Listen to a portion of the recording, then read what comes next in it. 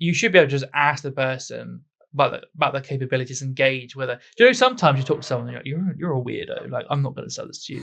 Do you know what I mean? This is things you don't say out loud, but it's like you can tell that person's going to be a bit loopy. You're like, I don't think I'm going to sell you it. Do you know what I mean? Say it how it is. Like, some people are just fucking weirdos, and it's like there's no reason to sell the animal. You know it's going to go bad. Don't do it.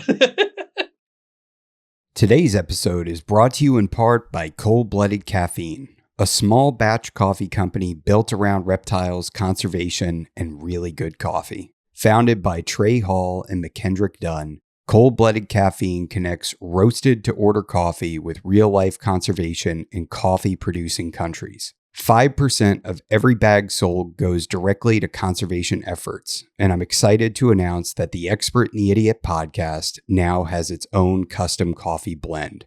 Every penny from my profits from that blend will be donated to indigo conservation through the Orient Society. If you want great coffee that actually supports the animals and ecosystems we all care about, check out coldbloodedcaffeine.com. This episode is brought to you by Soul Reptile. Soul Reptile is a boutique, direct-to-consumer lighting and husbandry company focused on bringing the latest reptile physiology and lighting science into the hobby. They're the creators of the Vision LED, the most powerful UVA1 LED available for reptile lighting. They also produce precisely tuned near-infrared systems designed for specialized animals, including invertebrates. If you're serious about replicating natural sunlight and dialing in your animal's environment, Soul Reptile is pushing that science forward. Soul Reptile, the science of the sun. This episode is brought to you in part by ExoTerra. If you're as passionate about reptiles and amphibians as I am, you know that quality matters. I use ExoTerra products on all my reptile and amphibian enclosures, which is why I'm excited to be partnering with them. From naturalistic decor to innovative lighting and enclosures of all sizes, ExoTerra has everything you need for your cold-blooded companions. ExoTerra, make your reptiles feel at home. This is the Expert and the Idiot podcast. If you like the show and you'd like to support us, there's a link to our Patreon in the description below. Some benefits include getting access to new episodes up to a month in advance. There's also links to USARK and USARK Florida. If you're not already a member, please sign up. Enjoy the show.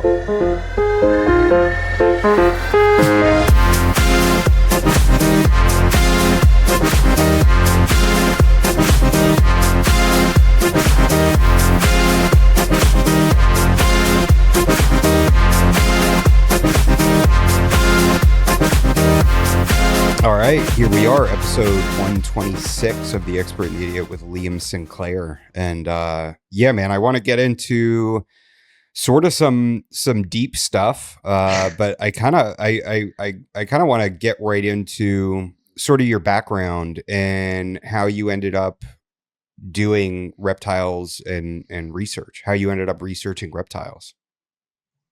So weirdly, I was never really into reptiles themselves. I didn't really keep reptiles when I was younger. I used to wander into the local shop and be like, "Oh man, I'd love a bearded dragon," and like my parents were like, "No, it's going to be expensive, electricity, blah blah blah blah blah." Now as an adult, I'm like, "You cheap."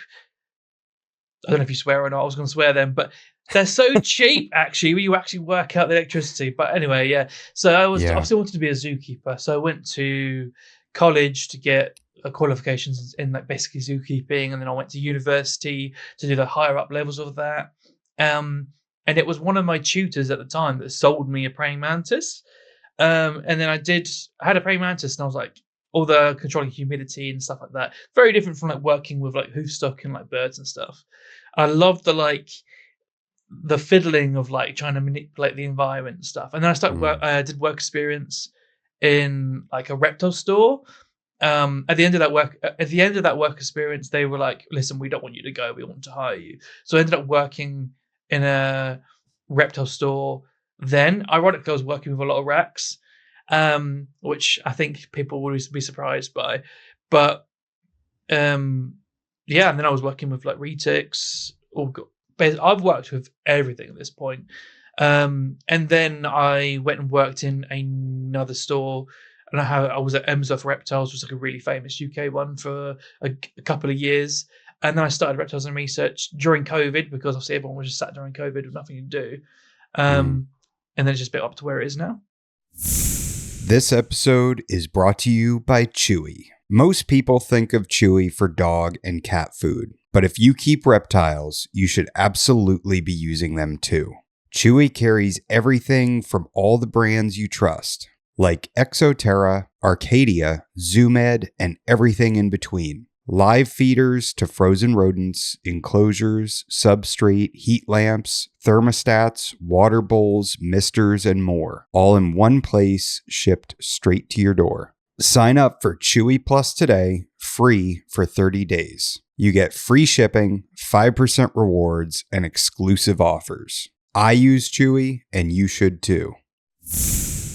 So I kind of want to get into all sorts of things. I want to get into heating and lighting and and some of the stuff that you've researched on that. And one of the first things I want to get into are what are some of the known benefits of UVB? Because usually the biggest argument against UVB or people saying my animals don't need UVB is that so many people have kept snakes in captivity for literally decades.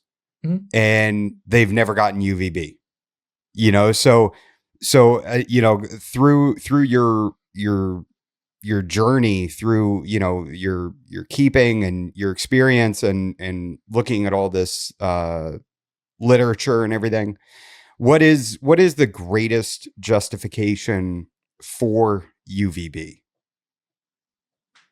I think it's kind of putting your reptiles on like automation, and I'll explain that. Essentially, they don't need UVB; they will survive without it. But it's kind of like, yeah, okay, they'll keep ticking stuff and working along. But the investment in UVB for me is just when you know about it, what it can do for you, and how cheap it can be. If people think it's really expensive, it really isn't. Money wise, it just makes sense, especially with breeding. So if you look at in studies and stuff, when they look at how much vitamin D that's going around in the blood that a lot of these snakes will have. If you don't know, obviously they make it in the skin and then it goes through their blood and it goes through the kidneys and stuff, and they can pull out sections of like do a blood withdrawal and see how much is in the blood circulating at any one point in time. So in studies where they'll look at ones like corn snakes before and then after a certain amount of time and see how much it changes, and the percentage change is ridiculous. So it'll go up. In one corn one, it was like 200%. In a Burmese python one, it was like 500%. And then there was another one that was like 2,000, 3,000, 4,000% or something crazy like that.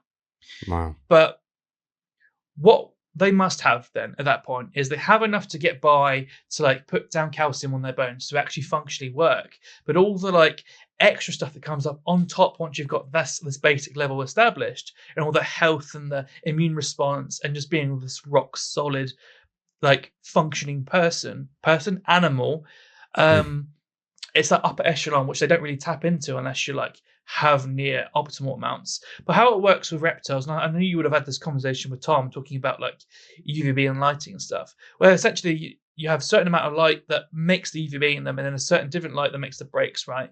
What reptiles have naturally is when they have the breaks.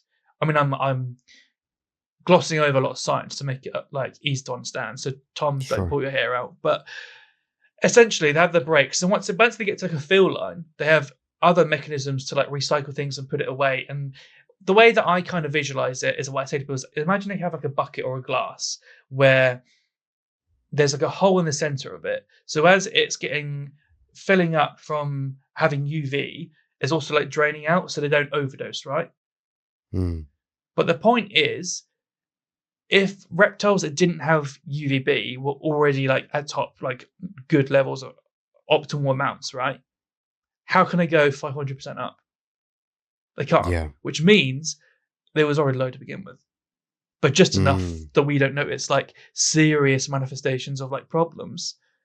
But they're not like tip top, full, all cylinders firing type of deal, which you want for breeding, right?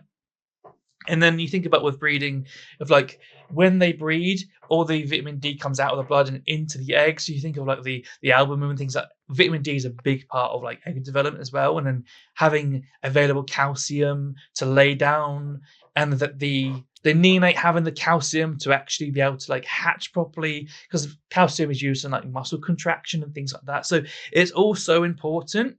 And yes, they're getting it. Let's say it's a lizard, you can like supplement with vitamin D powder, or you can chuck a light bulb on and lets them make as much as they want, whenever they want, top levels, optimal fill line whenever, even when breeding, they're just okay, I just top up again. As a breeder and someone that's like breeding animals, you're essentially putting that on automation for what, $40? Yeah. And supplementation, is this where you can run into problems more so than giving UVB through lighting? Because like, can you hit that toxicity level of vitamin D3 in the blood by supplementation? But it doesn't work that way with UVB lighting if you're using a quality light. Essentially, I mean, you can mess anything up if you try hard enough, right? Like, Sure. if you have them right next to UV, you can give them like cancer, where like too much of anything's a bad thing, right?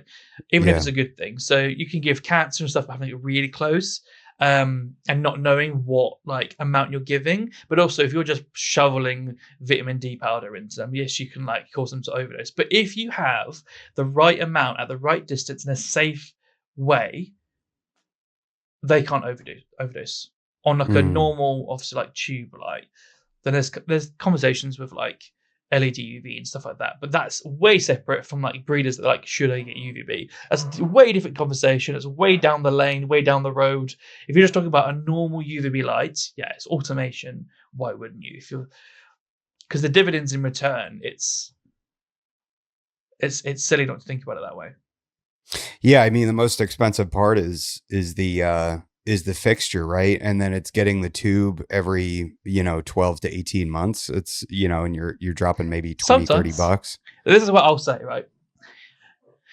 If you have, so how it works basically, this is the dummy version that I like to like describe, right? How it works is that the light gets pushed through the powder coating on the actual lamp, which makes it UVB, right? But that degrades over time, or something to that effect. So the basically, as you buy it, it degrades over time. So the manufacturer or the seller says, change it out once a year, just so as a safety level, we can't have someone with a dragon that has it 4 years later, and it's basically a dead lamp. It's like a secure thing, right? But if you have a reader that you can measure it, I have lamps that are like 4 or 5 years still going, still giving me what I need from them. And I probably get a couple of years out of them yet. So the initial outlay, okay, is expensive. The reader is probably like $300, right? But after that, I can't remember the last time I changed a lamp on snakes. Really? Wow. Long time ago. So you're saving yourself money in the long term, much. because you don't have to buy as many tubes as would be recommended in a manual or something. Oh, 100%. And then like, because I have like a different collection, it's not just snakes, right? So when the bearded dragon's lamp gets weak, it will go down to like a snake that has a little bit of a higher requirement. And when that one gets knackered, it goes down to the lower one. And then it goes down to when they're really, really weak. And then I can lay them over a faunarium that's like that tall, over like hatchlings in like little plastic tubs, right? And I can give the babies UV. So what effectively happens is I'm actually just buying one new lamp, and everything just shifts down level, rather than replacing like all the animals every year, right? I'm not spending the money that people are saying that they have to spend. Why would you do that? I don't spend that money. Yeah. Yeah, that's so interesting. So you're essentially recycling your tubes down until they're not usable anymore. Until there's nothing coming off of it. And even then, I'll chuck it over like the grasshoppers or the crickets, because the crickets and grasshoppers will make vitamin D themselves. Not that it matters, because the dragon's making its own vitamin D from having a lamp itself, but like, why not, right? Like, interesting. So you're giving UV to your feeder bugs, man? Now and again. Obviously, I don't commit to it, but if I've got like a lamp and there's like nothing, I'll just slap it on. Like my tarantula next to me right now has got UV, and they bask. Okay. They bask and they stick their ass up in the air underneath it. like get into a proper Wow. like position. And then I turned it off for like a week, and she didn't do that position again. Turned it on yesterday, straight underneath it, ass in the air again. They definitely bask. At least the Texas tan that's there definitely basks. Wow.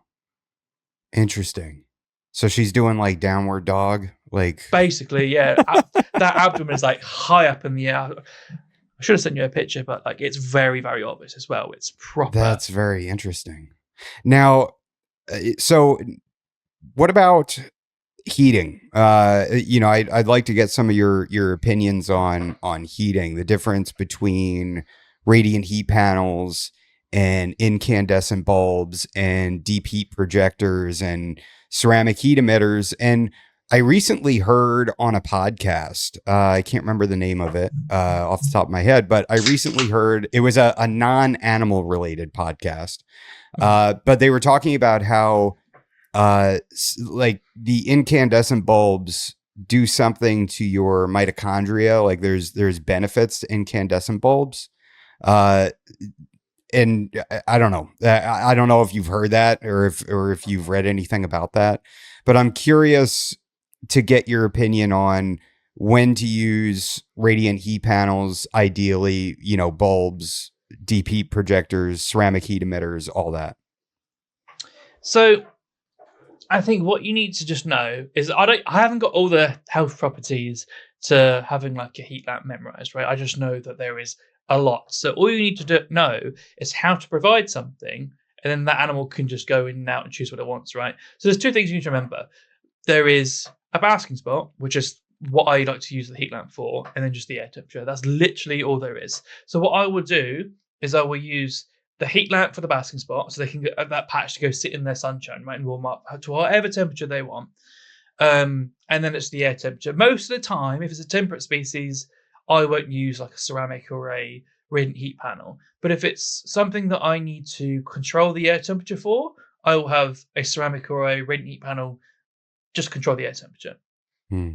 But there's no gradient across. That's the other thing people don't know, is that people think that there is like a ambient temperature for the warm side, the middle, the cool. There isn't. There's just one air temperature. Interesting. Which is why people have trouble with heating larger enclosures, because they're thinking that they have to do so much and they're trying to put lamps all the way along. Honestly, I could heat I mean, these are all 7 foot. These aren't separate enclosures. That is all the way to the end of the room. And I literally only have one heat lamp in there, and that's it. Okay. And so now with what role do you think that like deep heat projectors and ceramic heat emitters play in the whole grand scheme of things? Like, essentially what would your argument be to somebody that's saying like, oh, I'm gonna heat my reptiles with, a ceramic heat emitter, and that's how they're. I don't try to like push. I mean, I suppose I used to years ago, but I don't really. I'm like, I do this, and like the logic either speaks for itself, and you're like, okay, that I can see this sounds cool. I'm going to do that. But if someone's like, oh, I do this, I'm like, cool. I use it. So you're not trying to change anybody's mind anymore. No, I mean, I used to. Look, don't get me wrong. Like, if you look at really old videos, it was a bit much. Yeah. Yeah. But what I will say is there was a very advanced crowd that I was involved in, and you think I was a bit much. I was relaxed, and I think I just got out of those circles. And you get back to, I think also COVID. Everyone was on the internet. Everyone went a bit much during COVID, didn't they? Everyone went a bit feral on the internet. And you go back to real life and stuff, and yeah, I'm much more relaxed about all that stuff. But what I will say is, I do what I say and say what I do, and I can show you why it works for me, and I can show you what will be better for you. And then either the logic is convincing enough that you're like, oh, this makes perfect sense, or you're like, oh, yeah, whatever. Then I'm like, yeah, whatever. Like, I can't control you. It's not my circus, not my monkeys, is what I say. That's kind of the same way I am. I don't I keep my animals the way I want to keep my animals, and I don't expect other people to do it the way I do it. And I don't sit there and and proclaim that the way I do it is superior to anybody. I mean, who am I? It's, it's kind Okay, of yeah. it's just how I want to do things. Now, how how did you go through that evolution? Did you just get exhausted by constantly telling people that they're wrong and that they should do it differently? Or did you were just done? I don't want to call people out, but also a little bit of that, but also like I was in these really advanced circles, and I thought that because I'm very straight laced, like straight as an arrow. Like what I say I do is what I do, and that sort of thing, right? So I thought everyone else was like that, and then what I found was um, all these people that I thought were like trying representing the best of the best, they were doing like dodgy stuff behind the scenes. And then I found out about Mm, things and kind of had this like almost like veil drop of being like, oh, this is it's all no one's actually trying to push for like trying to be perfect, which is a fallacy in itself. I would say now to my for myself, but I kind of just had this like, oh my god, these people are smuggling reptiles. They're keeping cobras under their bed, like all these things. And I was there like, whoa, okay. So this thing that everyone else is like pointing fingers about, they'll point fingers, and at home they're like smuggling things in bundled up in socks and things like that. And I'm just like, whoa, okay. So this is all not real, basically. And then obviously like I've just lived life and just relaxed a bit and also get tired of arguing and stuff like that. And it's just like, what's the point? What's the point in pestering people? yeah. Yeah. One of the big things that I think I've noticed is people talk a big game about, at least here in the States. And I kind of want to get into how, you know, European keeping is different than American keeping. But one of the big things I've noticed here is a lot of people talk a big game about quarantine and how they quarantine. But then on their social media, you will see them do things that break all of the quarantine rules that one should have. Or you see, or they'll talk to you and blatantly say like, yeah, I got X and Y from so and so, and I put it in this tub right here, and it's like, but that tub is in your main room and it's right next to all your other animals, and like that. I practice what I preach with my quarantine, which is I do my quarantine as long as possible. If a new animal comes into the rack, the clock sets to 0. And they're as far away in my house under air conditioning as I can have them from the rest of my collection, and they get worked with last. And that I hold true to all that. But is quarantine a big thing in Europe, or is that like sort of an American thing? I think it's a big thing to individuals, right? Like, I think Americans look at what people from Europe say online, but then what happens is everyone lives in these little like bubbles, right? They live in their own little like circle jerks. But if you actually if you go out into the actual industry and you walk into the reptile shops and like you talk to normal people are just buying this and taking it home and and like it's really impossible to quarantine in a reptile store. It's almost impossible. So Sure. I mean, the thing with quarantine is essentially you can only do as well as you can do, right? Sometimes I do it Mhm. perfect, and sometimes I cut corners. But I also know that I can afford to spend money, and other people can't. And like, I try not to. I mean, like, I won't name the person, but I bought some snakes from my mate, and I tested them, and they had threadworm. And then I let him know, and he was like, "Oh, right." And then like he went through and like treated his whole collection. But like little things like that just pop up, and um, there's some things I'll have like that aren't fully tested and I'm not guaranteed to clean in the corner of a reptile room. But also, I'm very, very good at like the order of touching things in biosecurity and doing things last. Like COVID trained my brain on I'm such a germaphobe when it comes to things like that. So I'm very good at like you can't touch that until you've done this and like did it. So I kind of cut corners because I know that I tend to not make mistakes. And then I use things like, do you know what lucillin is? Sorry about that. I sneezed. What was Sorry, that? it's okay. Do you know what lucillin is? No, I do not. So it's a spray. It's hydrochloric acid, I think it is. Essentially, it's basically the secretions from white blood cells from the mammal immune system, but in like this concentrated liquid bottle. And it effectively is like the best performing disinfectant that I've ever used. And its contact time is like 0. But also, because it is just secretions from white blood cells, you can just drink it, just neck it if you want to. It tastes like chlorine, like a swimming pool, but it's totally safe. So what I will do is Dude, it tastes like chlorine, but you can drink it? That sounds so sketchy. It's like chlorinated swimming pool. That's what it tastes like. Okay, Not like. But do I have it here? Oh, at the end of the room I do. But how new is this? Oh, it's this old. Old. I mean, in World War II, they were using it. All one, they were using it to treat like burns on soldiers and stuff.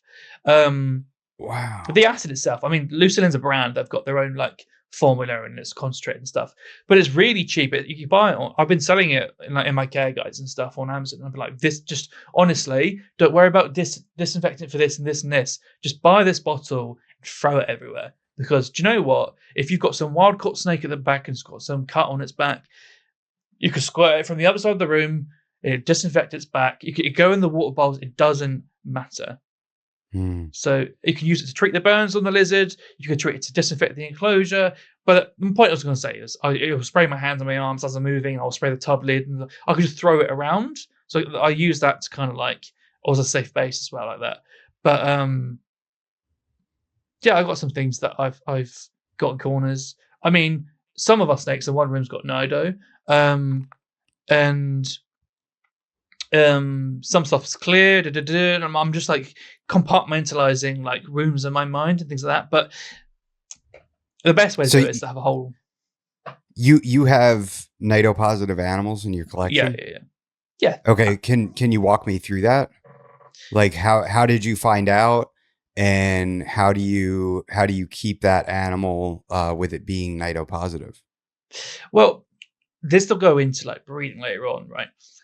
But if they're positive and symptomatic, and like they're just gonna like struggle, and like I would euthanize. But honestly, if you have unsymptomatic animals that are cracking on in life, you can breed them and make genetically resistant offspring that don't have Nido, because Nido doesn't travel through the egg. So like, if you look at chickens. Has that been tested? Like that like do we know that for sure that I'm pretty sure babies are born Nido resistant? Well, you have to, right? Because you have RNA that happens to stuff like that. So like with chickens and stuff, you can literally breed for like a chicken flock that is resistant to like that area's ticks and mites and like mycoplasma and stuff, just by culling off whoever gets sick. And eventually it's just herd immunity basically, right? So if you have asymptomatic animals that have the genetic ability to be resistant because they don't become symptomatic because they're not flopping over like the symptomatic ones, they themselves, their makeup allows them to not be symptomatic. So then you produce animals from them that have got the genetics of the parents, but then they don't actually have nidovirus, but have good genetics of a bit of resistance. And then you can play with that and things like that. So I'm not like crazy concerned with like when you have like a pair of royals in a room of like bearded dragons per se, versus like if it was, I wouldn't want them next to my white lips or my diamond pythons. But yeah. People got to like mentally map out their collections and things like that. I'd be really interested to look into that. Is RNA passed on genetically from parent to child?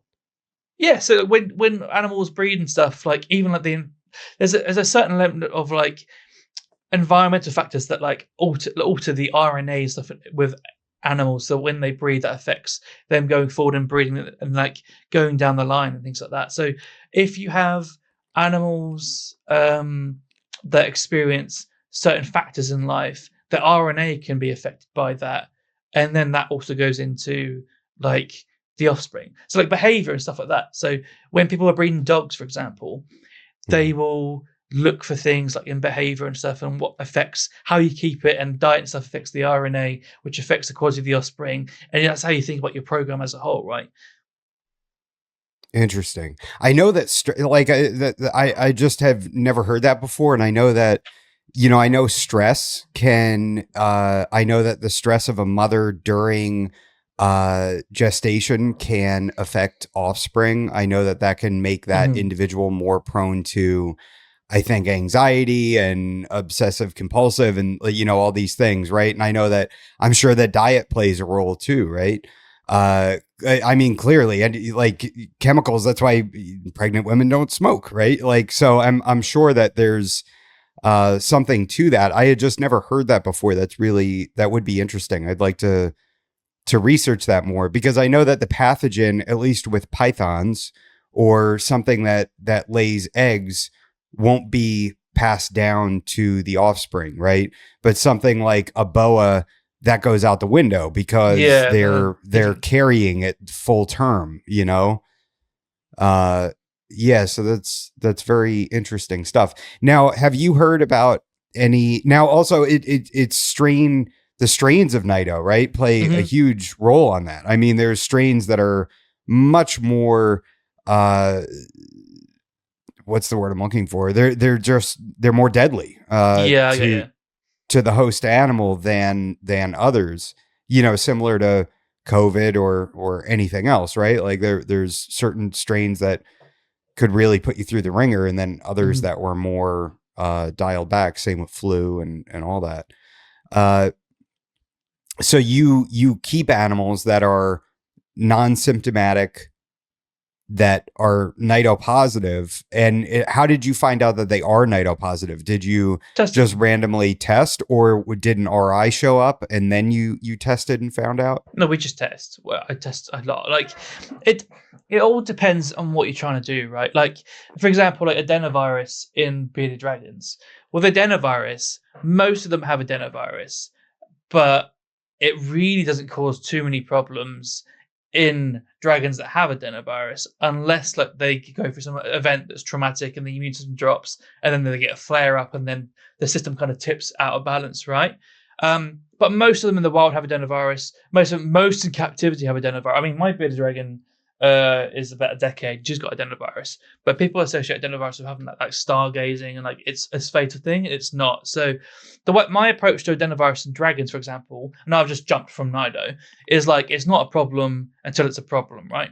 Because if you basically breed animals to crack on and be not bothered by adenovirus, then what you end up with is a healthier population.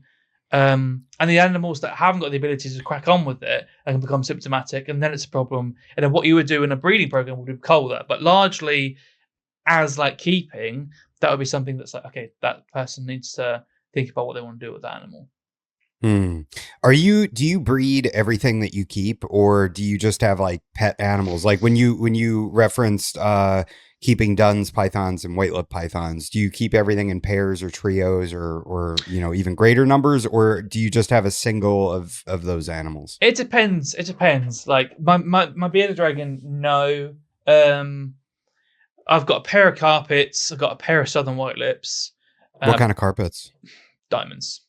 Nice. I love diamonds. I keep Yeah, diamonds outside. got. Oh, see that I want to do that. I just wanted to own my property first to bother with that. But yeah, I got a pair of German line diamonds. I keep saying carpets, but diamonds. Yeah. Yeah. Well, they are carpets, so Yeah, yeah, you yeah, know. yeah, yeah. And I've got kings and corns. Um, honestly, I'll give you a spreadsheet of what we got. Um, like think of my leopard gecko I've got here. That's um just a pet. I've got a group of Texas rat juveniles in this 4 foot. They're all in together that I'm raising up. Um, yeah, I got a lot to be fair. Yeah, Um, and you said you have a white-lipped python? two Oh, okay. And what kind are they? southerns. Southerns? Nice. Have you? How old are they? Have you successfully reproduced them yet? They're wild caught, so they're not anywhere near breeding weight or anything like that. I mean, they're around sort of like the 1 kilo mark, so not Okay. really anywhere near. I only got them in October, and I'm still just like establishing them. Oh, okay. So they're and how do you like their disposition? How do you like their temperament? It's fun. I mean, I've bled a lot so far. Yeah, there's a picture of me of just like blood just like pouring down my face because You got bit in the face. yeah, a tooth got caught on my eyelid and it was just snagged and she was like pulling and there's just blood just like absolute pissing down my face. Yeah, it was. Her head's not that big though. Her head's like probably like the size of like that, like a royal or a ball python. So she's not big. If that was an adult, I'll be a bit more fucked. To be fair, but bloody hell, that's terrible, man. I've recently been bit quite a few times, and yeah, when they're trying to get their teeth out, I think that's like the most painful part because they're just like, how do I get my head off of this guy? You know, and they twist and pull. Oh, yeah, and you can hear your skin cracking and like snapping, and yeah, nasty. Oof. It was a stupid rookie mistake because I've basically got like a big I've got 6 foot to the bottom of the bed in that room essentially, and I didn't want to pull them out on the hook over the bed because if they shut over the bed I'd be pissed. I was like, my girlfriend's going to kill me as well. So what I did was I went the reverse and went up and over, but she basically slid down the hook and just went bam, and I was like, I should just fucking let it shit on the bed. Yeah, you sacrificed yourself for the bed. Essentially, yeah. Oh man. So yeah, she was just like in like she had the high ground, you know? She was looking down at you. The high ground, yeah. She's not bad. I mean, we went round looking for the ones that had the best temperament. I was like, I'm not gonna lie, if I want to breed them, I want to breed ones that the F1s are a little bit better than what you'd expect. So we went around looking through. The import had just come in, so we went through all the stores, and I was like, I'm not being funny, mate. If I'm going to spend like 900 quid with you, I'm going through all those racks, and I'm picking the one that doesn't want to take my face off.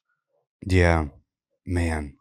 All right, so now tell me about your was it your previous career or your current career with keeping in racks and all that? Like tell me about that experience. Well, the first store I worked in like had like a room for this is before the ball python market crashed, so it was just a lot of the ball pythons in racks, and honestly, I was just like going through just like cleaning and stuff like that. And then the second facility I worked in obviously had racks too, and I worked with that. But it's funny because I would be like, it's not the best, and I was a bit like vocal at the time. And people were like, well, how do you know? You've never worked with it. And I'm literally like, someone would be like commenting, I'll be literally replying to it, like sat in a room of like hundreds of snakes and racks. And I'm like, mate, you don't know. Do you think that it like, and just your personal opinion, I'm not asking you to judge other keepers or anything, but do you think that rack keeping can be done right? Yeah, I think so. I think we're just getting started, right? Like, I think, when I think of rack, I think of blacked out, Reptile chip, water bowl. That's what I think. Yeah. Like, what I think is problematic, which I would personally want to do. But honestly, I'm there like, do what you want. It's not my problem. Not my problem. But I wouldn't do it personally. But I think like, if you're talking about like, you want to keep like Leonis or you want to keep Hoggies. I mean, Huggies in a rack with like deep substrate, and like especially when you've got like UV, like the X2 one, where it's literally like that thin. Like you can get into a point where you've got that in a rack before the base of the next one, right? So I think there's a future where you get lighting and you get the best of both worlds, and it makes sense. So I don't think racks are done. I just think like they're going to morph in structure and what they are, and at that point, like the thing that you're not criticizing isn't what it is anymore. If that makes sense. Yeah. Yeah, so you think that we're just sort of in the middle of an evolution where eventually it's going to be something just a lot more different than what it is right now, largely, right? Like And I know exactly what you're talking about, like the blacked out tubs. I'm not a fan of those because it's like, God dang, like they're not even getting ambient light from a window. Like they don't know, and maybe it's just my empathetic brain, and I am a very empathetic person. I immediately just put myself in that situation where I'm like, God, imagine being in a room with no windows, no light, and somebody opens the door every now and then and throws food in. And that's it. That's your existence, But like apart that from way. that, I just think about the money side of it as well. Like, if again, like during the height of it all, I suppose you were selling from breeder to breeder, and you're just going B to B, really. But like, if you're talking about like the pet market, and you're like trying to breed for the pet market, if you got some animal that like doesn't fare well because it has been blacked out and like had low stimulation, and it is like just got a crap personality to be a pet, you're going to sit on it longer. So I think even just having like translucent windows, or the tub is translucent, and they see people walking past and they get used to it, and they're learning and they're thinking, because it all plays into brain development, right? I think that Hognose paper proved that, where the amount of enrichment changed like the density of certain parts of the brain in relation to like moving around and spatial mapping and stuff. So we know it's kind of use it or lose it with the brain. The same with like muscle, right? If you don't use a muscle, it atrophies. If you don't use parts of the brain, the neural pathways weaken, and then they're not like as adaptive and as good, right? So I think basically, if you get your snakes to think and be used to actually doing bits and bobs, they'll be easy to shift on to pet homes, and they'll do better in pet homes, and it'll help your reputation as a breeder. And like financially, I think the thing that's going to make money is going to shift going forward in the next like 20 years. Yeah, and that study, I know the one that you're referencing, and I think that I had talked with Dr. Zach Loafman about that one, and he was like, that's kind of a good stepping off point, but it's not conclusive, right? Because one thing about dogs, for instance, and ourselves, is that as we domesticated dogs, their brain size shrunk, right? Same thing with humans. Our brains are smaller than our ancestors. Mm-hmm. As you become less aggressive and more acclimated to an easier life, like you said, there's parts of your brain that atrophy and shrink. The aggression part of the brain is one of the largest parts of the brain.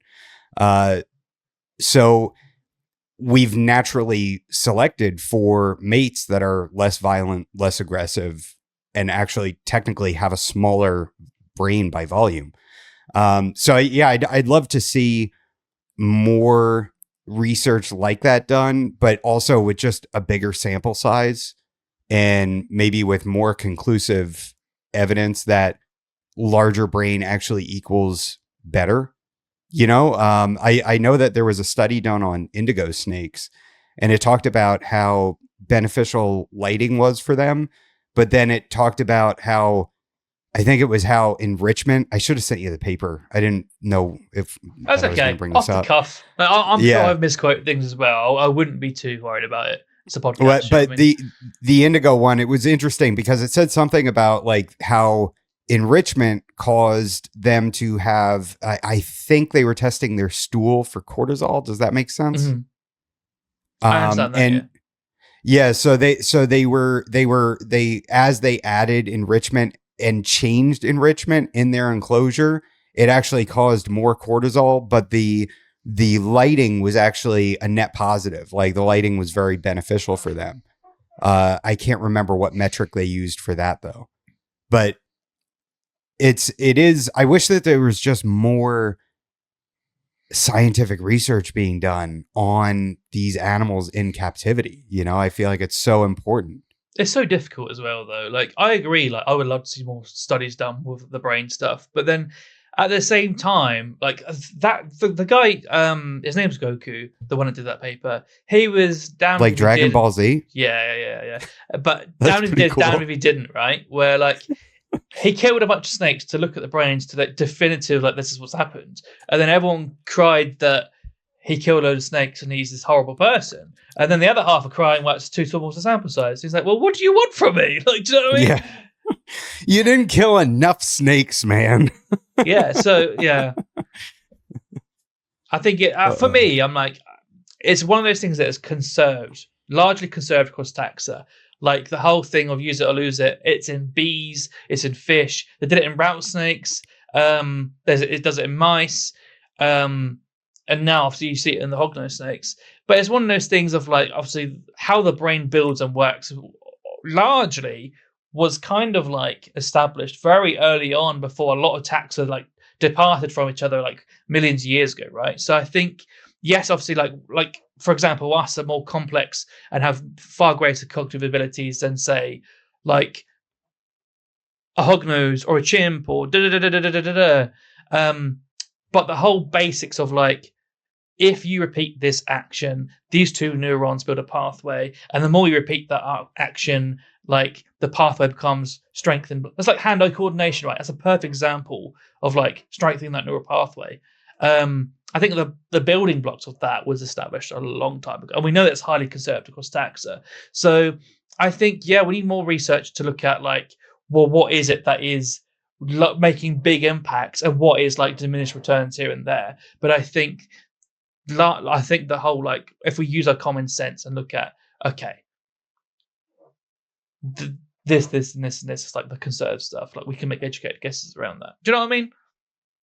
Yeah, absolutely. I mean, again, looking at it from a human perspective, and maybe I really need to stop doing that, but going outside and doing hard stuff is overall a net positive for me as an individual, right? This is why we have gyms. This is why people go hiking. This is why people go camping. Camping isn't an easy thing. The easy thing is to stay in your damn house and go to bed on time, but people still enjoy that adversity. And you have to imagine, after you go hiking, after you get out of the gym, after you go camping, that your cortisol levels would be higher, right? Like there would be some stress response to that stimulus, right? And that stimulus, just because it is stressful, isn't necessarily a bad thing. Yeah, exactly. You can have positive stress too. Yeah. I think that without stress, that's the real problem. Like, we need some stress. For example, like stress hormones all like just heightened around breeding season because naturally. But does that mean breeding is bad now? Like, there's a give and take of like common sense that I think you naturally need to like build to like really understand what you're looking at. If that makes sense. Yeah.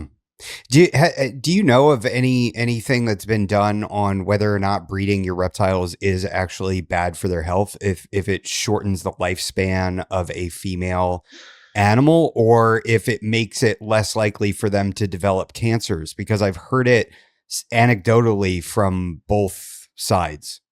Yeah, I mean, there hasn't been a paper that has been so impactful that I'd like mentally log it. Like it's the same way that we both mentally logged that indigo one. I knew that as soon as you were talking about it, I was like, oh, I know what one you're talking about. So there's been nothing like that that's made me go, oh, right, that's mentally logged now. So I don't know. I've listened to, obviously I listened to Zach's podcast as well. The vet talking about like the follicles. They're gonna be there from last year, so you might as well breed it so that it like clears out. And that makes perfect sense to me. Yeah. But nothing so concrete where I'm like, aha, you know what I mean? We need more of that. It's like I love talking about sort of the philosophical arguments behind providing lighting or keeping it in an enclosure versus a rack and things like that. But at the end of the day, it's a lot of anecdotal stuff. It's a lot of, sort of your own morals and what you feel is right as an individual, and it would be great if there was more like concrete, yes, this is why we do X, Y, and Z, because it is in fact better.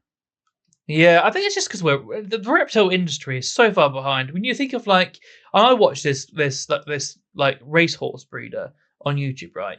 And they'll have this like horse is pregnant, and the vet comes in every week to like do calcium injections and like manage it throughout the pregnancy and stuff. And then in the reptile world, we argue about putting a lamp on it. Do you know, when you actually think about it like that, a $40 lamp, how much does it cost for the vet to come out? I mean, obviously the worth of the animal that comes up the other end makes it like financially viable. But you get what I mean? Culturally, it's so different.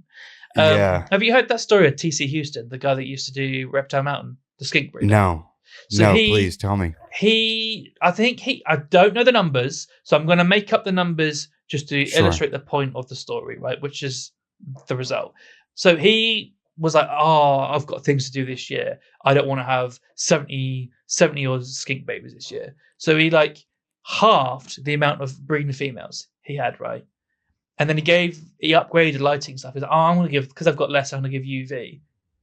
He gave UV and he got 70 babies that year from half the amount of females Wow. just from giving UV. And obviously, I know that's not eggs and live bearing, but like that, things like that. But how can you not want to play? Like financially, if that works out great, why would you? Why would you not play with that for $40? You know what I mean? I mean, you don't have to like, right, I'm going UV, so like my entire wall of racks. But you could be like, this female does this. I've got the records of this. I put one lamp on that and see what happens. Okay, this happened this year. Okay, but move that lamp onto that one. See what happens. Like you can play. You can play. Oh, Do you know what I mean? yeah. Do your own science. Yeah, exactly. I mean, what's the worst that happens? She got UV. Ooh. Yeah, yeah. Even if it doesn't make more babies, like if you double clutch clubrids and stuff, if that helps the recovery of the female in between to give you, we all know the second clutch is normally worse for the babies, right? So if it helps facilitate better babies in the second clutch, then you've got your dividends back on that. So there's so much I think about like that of like, it just makes sense financially for me. That's why I do it. Mm. So for you, there's actual financial incentive Yeah. that you're going to get higher yields and more animals to sell. Well, if you work out your cost per egg, um, the UV is, and actually, if you work out how much it costs electricity to run it, it's pennies. It's actually Mm. pennies.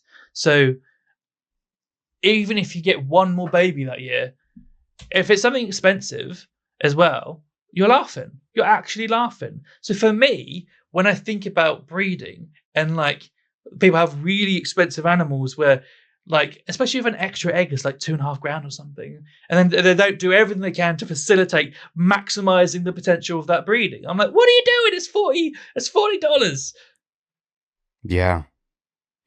Yeah, it is interesting. And what's actually funny is normally I do these enclosures that have the spacers in between them Mhm. so I can put heat lamps in and my UV and keep it out of the enclosure as well, which I like. It's a more clean aesthetic, just personally. And I'm setting up enclosures for my blood pythons, and I decided I want to get a little bit more height on those enclosures, but I also want a certain amount of enclosures to stack up. So I'm going to do radiant heat panels, and holy shit, man, those things are expensive too. Like I think I got 4 of them and it's damn near $600. Mhm. Whereas when I have a bulb to heat the animals, it's like $5 for a bulb. It's wild how much more expensive it is. But I did get that convenience of being able to stack an extra layer of enclosures there. Yeah, I think when they make like a smaller profile, like heating element, that's really going to make a difference. Like, have you seen the Reptile systems? One like a space heater, like you get out, so like a bar or something when you're smoking. They have like they're like really like short and they're like Mm. long, and they can be quite good, but the bulbs are quite expensive. So there's never the perfect thing, is there? No, there's definitely not. Now, what about like, do you ever sometimes sit there and think, should we even be keeping reptiles in captivity? I Is used is to. is No, I don't anymore. okay, so tell me why. Why did you used to think that, and why don't you anymore? Well, because I used to be like, oh, if everyone's not doing it perfect, should we be doing it? And it's just a case of like, we're walking down the domestication pipeline, whether people like it or not. Of course, things are still coming in wild caught, and obviously, it isn't anywhere near domestication. But if you look at bearded dragons, you look at corn snakes, you look at things that are like 30 generations in, like they're shifting. They're shifting personality. They're shifting, and if you look at their skull structure, like bearded dragon's head shape's changing. So Yeah. I think, like, well, what's the difference between having a domestic reptile versus a cat or a dog or a guinea. I mean, in the UK, I mean, reptile, it goes cats and dogs, like fish and reptiles, and then I think like rabbits and stuff are less than reptiles. Obviously, rabbit is one species, give granted, but reptiles are ever popular in the UK, and I think the industry is so young that I think we're just having teething problems establishing. And I think the future is bright. I think there's so much more to do with domestication. I think people rarely ever breed and think about like behavior or immunity and I think we're just only just getting started. Even with the basic stuff like beardies and stuff. Yeah, it's I mean, it's undeniable, right? We are domesticating these animals, and you can see that, for example, in blood pythons, right? Like you hear the stories of all the wild caught animals that came in and how defensive they were, and defensive aggression, and how that has just been minimized after decades of captive breeding. So you really can't say that that's not domestication. It absolutely is. You're definitely What walking else down the would it be? domestication path. Like there's an element of like domesticated, and then like goats and horses and blah blah blah. But there's a certain point where it's like you're definitely walking down that avenue of domestication, and I don't think why.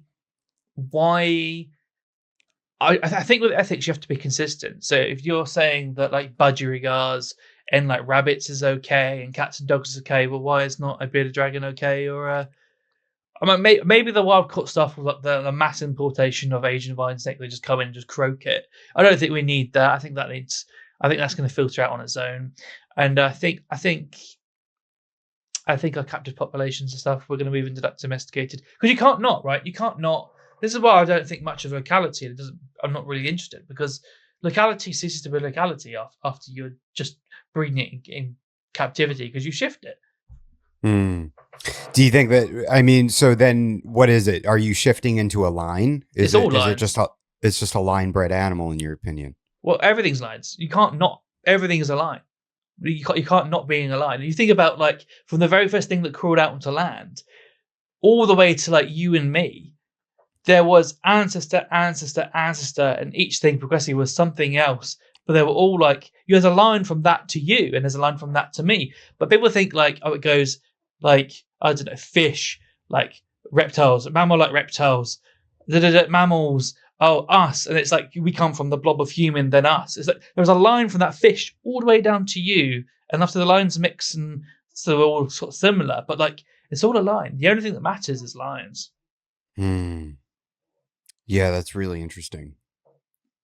And so, but localities are good for what do you think localities are good for? Like, do you think that it's a misrepresentation, or do you think that, because I've heard this from, I know Brian Vilmeno has said it too, from Brian Boas. I've had him on, and he said like that you get that animal, you have the locality assigned to it. And a lot of us love localities. We love that, oh yeah, this is a X, Y, and Z type of boa or whatever. But then as you breed it in captivity, you're selecting for certain patterns, behavior, disposition, feeding, behavior. Yeah, exactly. All of the above, right? Like, okay, this animal feeds like a champ, fantastic. That's my holdback. I'm keeping that for future projects, right? So do you think that there's still benefit to the locality thing? Do you think that it's just something that's baked into the hobby now, that there's no escaping it? I think it's just what you want, right? Like, I mean, I can look at a locality and they're like, oh, people can like fester over it and love it because they think it's like this wild representation. Lovely. Like it's like an avatar of that locality. I see it as the same as like a morph line or like this line, but I'm like, it's a cool line. I'm like, I'm glad you like it. I think it's cool. And like, I don't think it needs to be so. I think we're so like dogmatic and like there's so much zealotry in reptiles. I'm like, everyone just relax. Just relax. And that's coming from me from like a couple of years ago, but relax. Yeah, I think that you and I may have gotten into a little scuffle on YouTube comments a couple years Really? ago. I don't remember. I mean, to be honest, I can remember one, so it just doesn't Oh, surprise that's all me. right. It would have been. I mean, I think that but I think that it's good. I think that the more everybody doesn't shit on one another and Hmm. can find the common thing that we have, the common ground that we have is that we like keeping reptiles in boxes, Hmm. right? And I'm not going to lie, there are certain things that I will sit there and think about how uh, hypocritical I am, that I sit there and I go, oh, we don't use plastic water bottles because they're bad for the environment, but I'll spend hundreds of dollars on hundreds of pounds of plastic enclosure, right? And I understand that long term those have a use, and if I care for them, they will last quite a while. But in reality, I will end up dead and those will end up in a landfill. There is no way around that, right? It is complete hypocrisy because I have literally hundreds of pounds of plastic in my house that I commissioned be built for for bettering my existence, for my own selfish need to collect animals, right? The same thing with, hey, make sure you turn off the light when you leave that room, but I'm going to burn all my reptile lights for 12 hours a day and give, but oh well, it's life support for these animals that I have chosen to keep in captivity. I'm not saying that I'm sitting there saying should we keep these animals, but I do understand that I'm a hypocrite to a certain extent. I don't know. How can I You can't justify escape it? it. You can't escape hypocrisy. But just you live your life, and at some point you will be hypocritical. Like you can't escape it.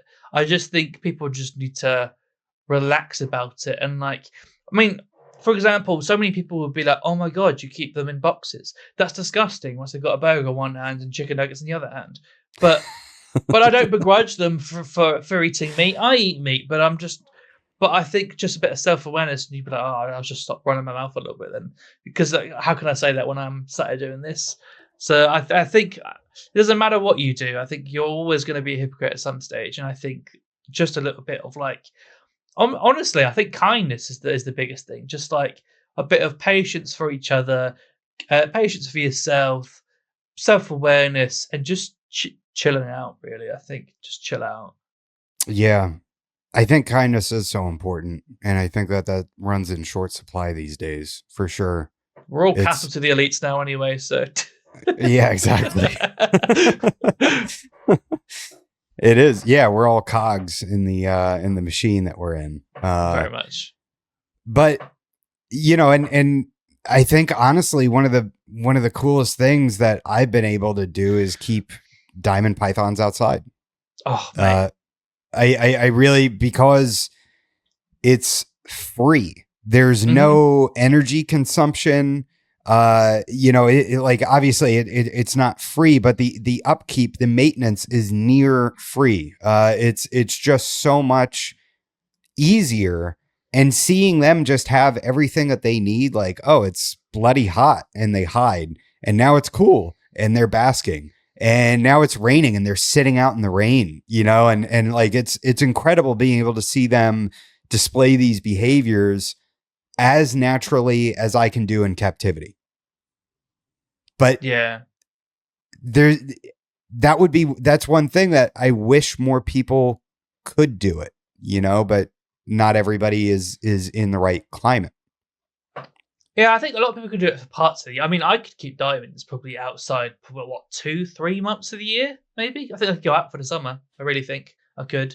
I think even a bearded dragon. I think there's maybe a month in the summer where I think maybe they come in just to sit in a box during the night. But I think you could probably do a lot of things outside. You don't realize how cold some things can get. I mean, ball pythons. I mean, at least the ones that I've got genetically, they can go down to like 50 Celsius at night in the winter, as long as they can get core red hot as they want, and bask during the day. They can go really cold at night. What is 50 Celsius? Sorry, 50 Fahrenheit. Oh, okay, 50 I Fahrenheit. mixed them. Okay. 10 degrees Celsius. But I'm like, because that I would know be 30 is hot. hot. That would be hot. Yeah. So I did it wrong. Yeah, they can go pretty cold. Yeah, it's dude, my diamonds got down into the 30s Fahrenheit. During the winter. I kept them outside almost all winter until we started having frosts, and then I would bring them in little boxes and then put them back out in the morning. But I also built them insulated hides. I'm trying my hardest to not provide any supplemental heat. That way they can have the most natural experience. And I always wonder if they if they like go get red hot and then go outside with the sudden it's probably worse than just having natural temps, right? yeah, well, I mean, it gave them, and I'm not saying that natural is easier, right? Like I'm quite sure that what I did is more difficult for them. But I also I want to get your opinion on that, and I want to talk about creating difficulties for our animal in captivity for the sake of their longevity, because these are incredibly hardy animals. You look at the environments that they come from. Bearded dragons, a lot of the snakes that we keep in captivity come from challenging places, right? And a lot of them have boom and bust in regards to feeding. And so I kind of want to get into feeding habits for captive animals, especially snakes, because you see these necropsies on captive snakes, right? And they're just filled with this visceral fat that you have no idea is there until you cut them open and you see this fat on the inside of their ribs surrounding their organs. And I've started fasting my animals through the winter.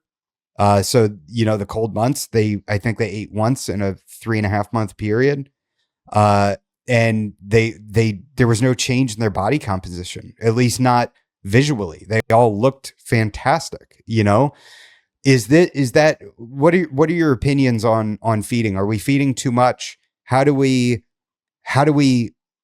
hone in on that and make our animals healthier for their own longevity? I think it depends what it is, right? And I think it's just about experience and playing with it. I mean, I play with a lot more than I think people. I mean, I'll be like, oh, I'm playing with this, and I'll get loads of comments like, you're abusing them. But I think I can recite some care guide from someone else who has shown X, Y, and Z, or I can play and have my own experience, right?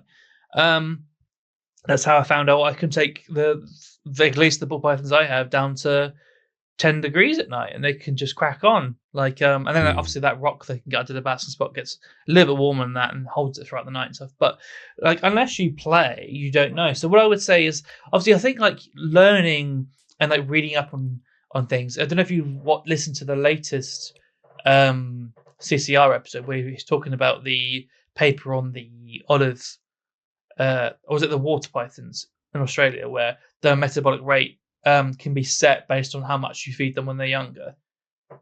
No, tell me more about that. I feel like I haven't read the paper. I'm only just. It's okay. I'm only just, just the trying gist to recite what I remember Zach said. But essentially, they were pulling some out of the wild and raising them in captivity and releasing some back so they knew who individuals were.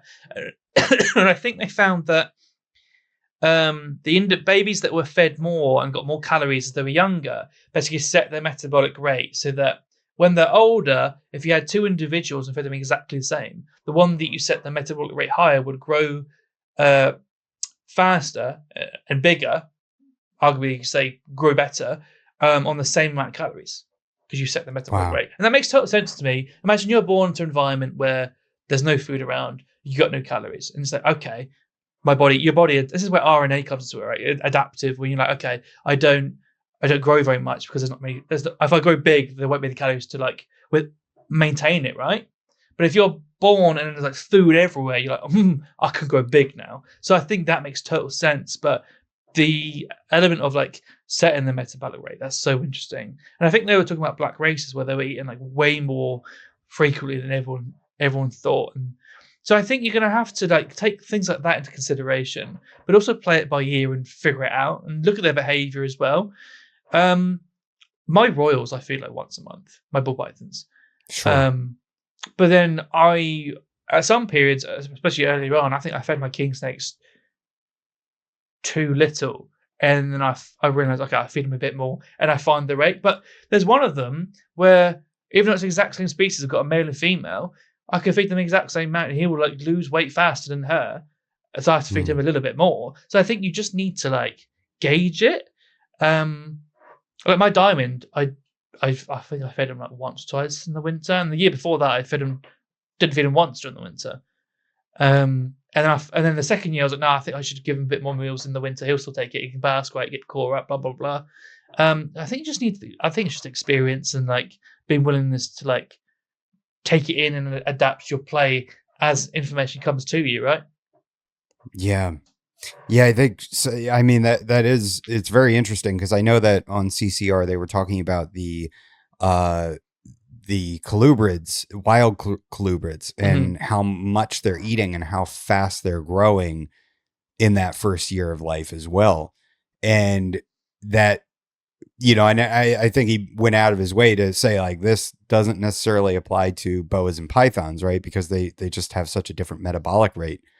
But with that being said, it seems like the first couple bit. Yeah, I mean, it seems like the first year or two of life, you can feed these things pretty well and they're just going to grow and they're not going to accumulate very much fat. But then after that, like you keep on that every other week, every week, at 3-4 years old, and you're just going to see this huge accumulation of fat. I think it's not like power feeding. We're so afraid of the word power feeding that I think a lot of us are swaying too far the other direction. But I think the word has shifted meaning as well. I was talking to my local shopper. I used to work for him. He's been doing it for like 20, 30 years. And he was saying, well, power feeding used to mean like small meals, like every like couple of days to every like 3-4 days, and like plowing food through them. And now people use power feeding as like almost like weekly feeding. So I think also we've had a bit of like a slip of the use of the word, but also we've almost like overcorrected slightly. And I think somewhere in the middle, it's like the happy ground. We just got to find it, right? And with your ball pythons, where you talked about them getting down to 50 Fahrenheit, do you believe in having sort of fixed temperatures, or is this something that you don't sweat so much anymore, that you ensure? Because the way I have my stuff all set up is everything's on these smart plugs, and it changes throughout the year with the sunset and sunrise. And when the lights are off, that's it. There's no more heat. That's it's done. We're done for the day. Now your enclosure is going to drop down to whatever, 70, 75 degrees. So is that something you continue to do with your ball pythons, where they just have a light and then at night they get cooler? And how do you handle heating and temperatures? I do heating way different from the rest of the hobby. So I'd let the temperature just. Okay, how do I explain this? This is quite complex. How do I explain this? So do you know how I was saying there is like one ambient temperature? So the reason that people think the ambient temperature across the tank changes is because what's happening is they're taking like the thermometer. If you put it under like lights, even just crappy Amazon like light box lights. I did a video where it was like 17 degrees and Celsius in the room, and then just turned the lights on. I mean, really weak lights, bumped it up to like 24 degrees. So that's, I don't know what that is in Fahrenheit, but it's a huge jump. And the actual air temperature wasn't that, it was 17 degrees. So just having lights on this obviously it warms it up and then bumps it above the actual reading. So you got a fake reading. That's why when you look at weather stations, the thing that reads the air temperature is it looks like a beehive, and this big box shading it from the sun. So when people are reading like a different temperature along, they're actually just seeing like how much they can heat this up by how much light they put it under. So if you turn the lights off, there'll be like a few degrees difference across, but it isn't the dramatic jumps ambient across low, medium, big. It isn't like that. There is top to bottom because of the heat rises. But largely, you're talking about the same temperature. So what I do is I'll take the thermostat probe and I put it in the shaded side, the cool side, as some people would call it. And let's say I want the max air temperature for that day to be like 30 degrees Celsius, right? Which I think is like what, 90? I would It's pretty set it. I toasty. would set it to Yeah. 90. And then I would control the wattage of my basking spot. So at max power, I know what it's going to. So if it maxes out at like a surface temperature that I'm happy with, I'm like, cool. So it can't overheat because that's as max as it can put out. Then if the air temperature throughout the day rises and hits 30 that's on the thermostat, it just turns the basking spot off. So I'm not using it to control it at that point in the basking spot. I'm actually just using it as an emergency shut-off feature that turns the basking spot off if the air temperature reaches that. So then what I'll do is I'll leave it on. And what actually happens, because I've done it that way, is it doesn't ever really hit that maximum unless there's like a heat wave or something that happens. So it'll fluctuate throughout the day. So the air temperature every day might be different, because as long as it's within like 20 degrees Celsius to 30, I'm happy for the air temperature to be wherever it wants. Because in that boundary, the snake can do whatever it wants. It can bask, it can sit over there, it can regulate itself, right? So when I do that, I just set it on automation. I don't think about the air temperature, because if my basking spot's off, I'm like, oh, okay, the air temperature got to 30. And then obviously I will change the wattage throughout the year, because if there's a heat wave, like I might change the wattage down or something in the summer. But like I don't try and like get to different temperatures throughout, because it doesn't exist. I will literally have the air temperature and the basking spot. It's actually really simple, which is why when people struggle with saying like, I can't heat big enclosures, I've got the same lamps in that I would put in a 4-foot, because it's the exact same thing. One basking spot covers the animal, is the air temperature. And if it's temperate, great. Like the air temperature is normally just covered by having the basking spot on. And then with the diamond I've got in my garage, I would do that with the basking spot. And then I'll have a radiant heat panel on its own thermostat. And I'll set that thermostat to like 50, for example. So what will happen is the basket spot will be maxed out that I want it to be because I controlled the wattage, and then it never really hits the maximum to turn off, and then that will turn off on a timer.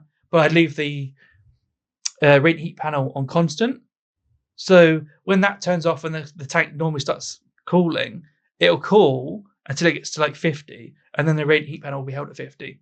So I put it all on timers and just leave it.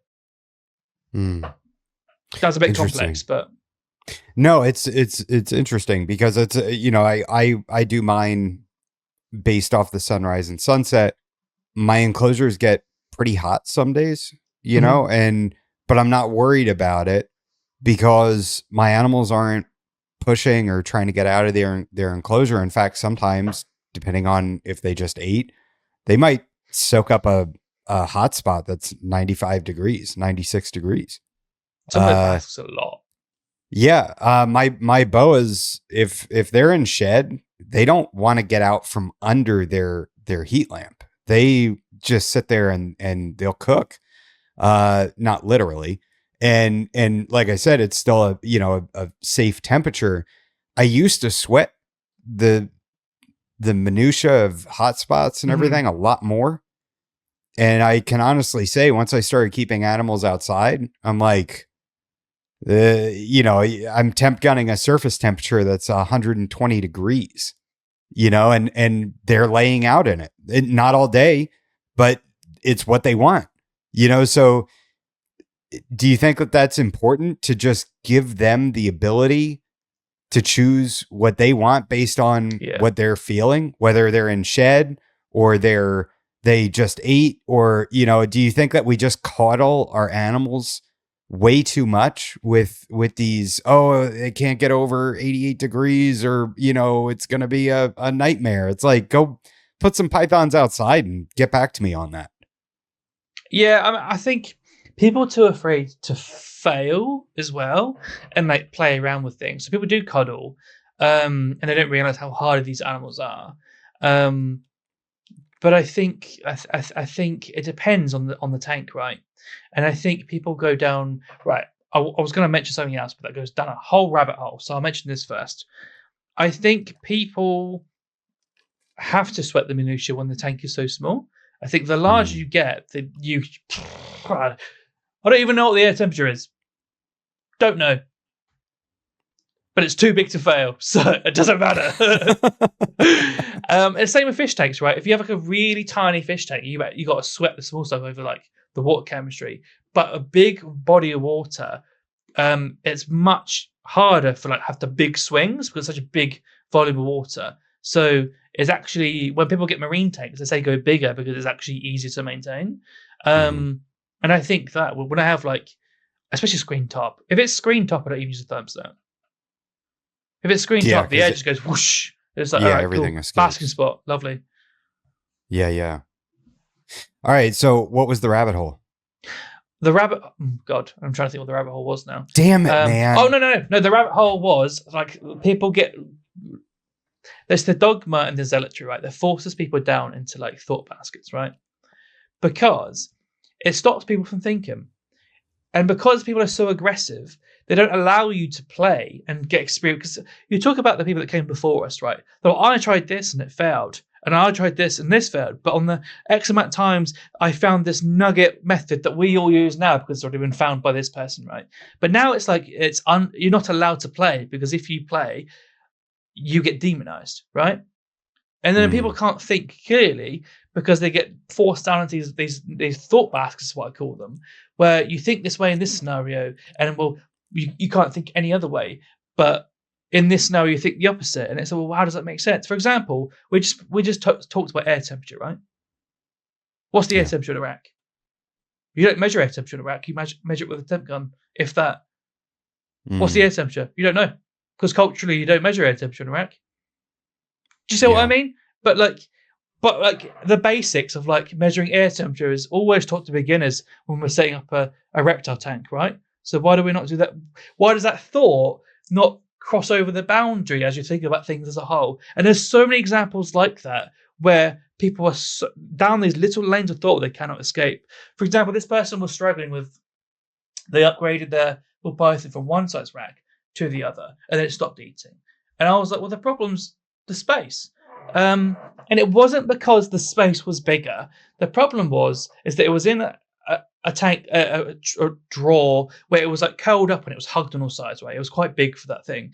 But then I went to a new one and it was curled up and it was in the corner of the thing. And I was like, well, just give it a hide. Then it gets hugged and it gets that thigmotaxis back of the safety of being like hugged. She was like, well, the rack is the hide. I'm like, but that's not the point. Like, you're in that thought basket and then that lane of being like, but the rack is the hide, the rack is the hide. But if you actually think about it, what's changed is that he wants to be tight and snug. Just put hide in there. But she wouldn't because the rack is the hide. But there's so many examples like that. And then the air temperature thing, you could literally, when you think about it, they pop up all the time. Yeah.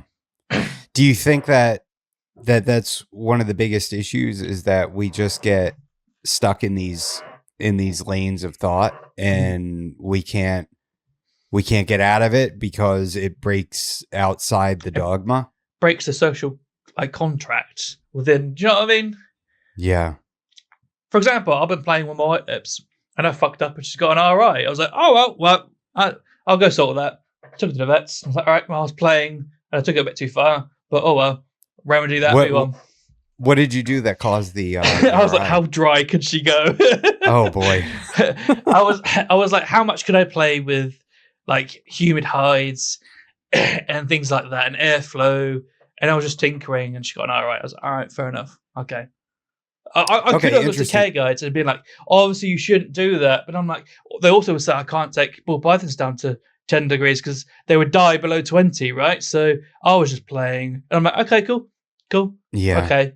I've took it to the vets and I'm playing with that. I'm fixing that. But do you think that some people have I'm trying to think of how to say this, that some people will do the thing that is actually not best for the animal because the social circles they're in say that thing is best for the animal? Yeah. I mean, I feel like that's, I feel like that's the thing that we see the most in the hobby, where somebody will have an animal that is suffering and is exhibiting all the symptoms of suffering and expressing to their owner, in the ways that an animal does, that it's not getting what it needs. But in the keeper's mind, they're saying, I'm doing the best possible thing for this animal. Mm. I think bearded dragons and water bowls is another thing, as an example of that. Like, they used to have that weird social contract, like you cannot give a bearded dragon a water bowl because it's going to make too much humidity in the tank, and they're going to get RI and die, right?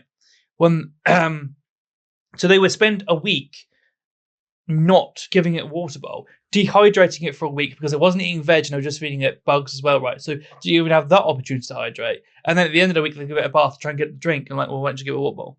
But that social contract was so strong that everyone just dehydrated the lizard for a week. And that lizard's there like, please, give me water. It's so terrible. Happens all the time. Poor bearded dragons, man. Same with the Euros. Some of the Euros that come on the import die because people don't give them water. I didn't realize that was a thing. Well, do you know, I don't know if you know Chief Sweet Universe. He's a bigger channel. It's 150k subs. He imports the Jerry, the Saharans, and he's like, half the time is because they're just dehydrated and they just need to give them water and just hydrate them. And because the social contract is like, never give them water. Which is weird because I've always given them water. I've always given them a water bowl. I spray Uromastics. So I don't understand. I was like, what do you mean? But apparently it's a thing in America where it's like, if you give them water, they'll die. But like, I'll literally be spraying rocks and they'll be drinking off the rocks and stuff. I don't know. But then their burrows are like 80% humidity underground. So why would you think that humidity, obviously like constant humidity is going to kill them? Because obviously humidity isn't a problem per se for a lot of things like beardies. It's bad airflow, stagnant air, and bacteria that causes the respiratory infection, right? But if you look at people like fairytale dragons that breeds bearded dragons outside in Florida, they get rained on and everything. But they've got airflow, they can bask, get like dry off. There's a difference between humid and wet, right? Like, I have a reptile room that's probably 70% humidity, but everything in there is dry. There's a difference between the relative humidity of how much moisture can be held in the air versus a wet, soggy environment. And I think people don't realize that it's not necessarily like the case that it has to be wet. Yeah, that's got to be a big one, you know, and you hear that about, I think you hear that a lot with snakes as well, where people go, oh yeah, it's an arid species. Yeah, but is it always in an area that's 15% humidity? Or are they under a rock where it's 50, 60% humidity because all the dew is trapped under there? And the last time it rained, you know, like, and also just the microclimates too. Like, you go on a hike, at least where I'm at in Florida, and you'll go through dry scrubland and then, you know, go down in elevation 8 feet into an oak hammock, and it's humid and there's mosquitoes everywhere. And there's, you know, sort of a boggy area where all the rainwater is collected. And you have to assume that that's the case across the board, right? Like like with, you know, take your pick, pythons or boas that, oh, well, they come from an area with lower humidity, but is that where they reside? Are they out in those conditions, or are they hiding from the oppressive sun and the lack of humidity? All of that. And well, it makes sense to give the choice, right? I give you everything humid hides. Everything's just got humid because sometimes, especially if you breed, sometimes you won't catch something's double clutch and you'll lose a second double clutch because you took it away. I'm like, if it's there all year round, like. Again, I think how do you make a humid hide? I 3D print a box with a hole in it and just stuff some moist moss in it. Oh, that's cool. But you could do it with like Tupperware, just cut a hole in it and put some moss in it. Yeah. It's not very pretty though. It's not very aesthetically pleasing. Yeah, I mean, when you have like a lot of animals, you start to tend to let things go. You're like, do you know what? It's easy to just pull out and refresh it. So I used to like try and make everything like fake rock, and I'm like, no, give me the tub. I can just pull it out. Yeah, I'm gonna have to do something like that for my indigos for sure, because I want to give them the ability. Because I mean, that's how indigos live in the wild, right? And tortoise burrows and things, you know. So you have to imagine they're deep down in this cool, humid environment. And yeah, that's I don't want to deprive them of that. But yeah, so kind of going back to American versus European keeping, what are some of the biggest differences you see? Like, what do you think separates us culturally as a hobby? I think, um, I think accessibility of products is a major thing. Because it's been so easy for people in the UK to be like, oh my god, Americans, they're keeping these like 40-gallon tanks. But you only got like 4 foots like last week, I swear. So we the price difference as well, the accessibility for like better care in the UK is I can buy a 4 foot tank for £150. Mm, You look at like PVC tanks, and we got cheap like Eastern European wooden tanks. But if you look at what you have access to, it's like $300 minimum, right, for a 4x2x2. So yeah, I think it's so much easier for us to be like, well, why are they keeping it? Because we get things for pennies compared to you. interesting. I didn't realize that. Also, you guys have that NexGuard treatment in, I Hmm. think, in like a liquid form, Hmm. and it's specifically made for reptiles. Have you, Licensed now, yeah. yeah, have you had any experience with that, or do you know anybody that has had experience with that?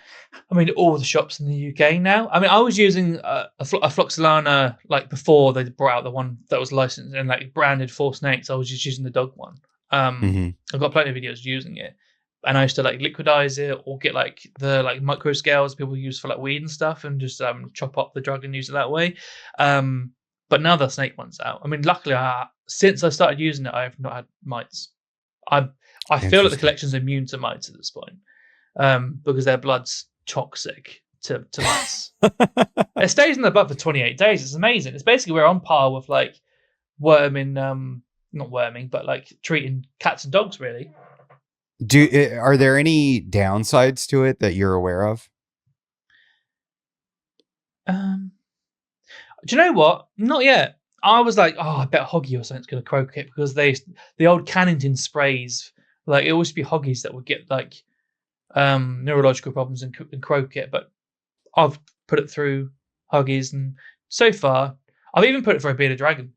Um, Really? yeah, nothing so far. I've not had any problems. And when you're how are you administering this to the animals? Are you just taking it and putting it into a feeder and then giving them the feeder and that's how they get dosed? I would. I mean, I haven't used the new one because I've still got my supply of like the dog one, right? But it's the Yeah. same drug. Um, but the liquid one, you would like obviously just inject it into a mouse and then just give them the mouse.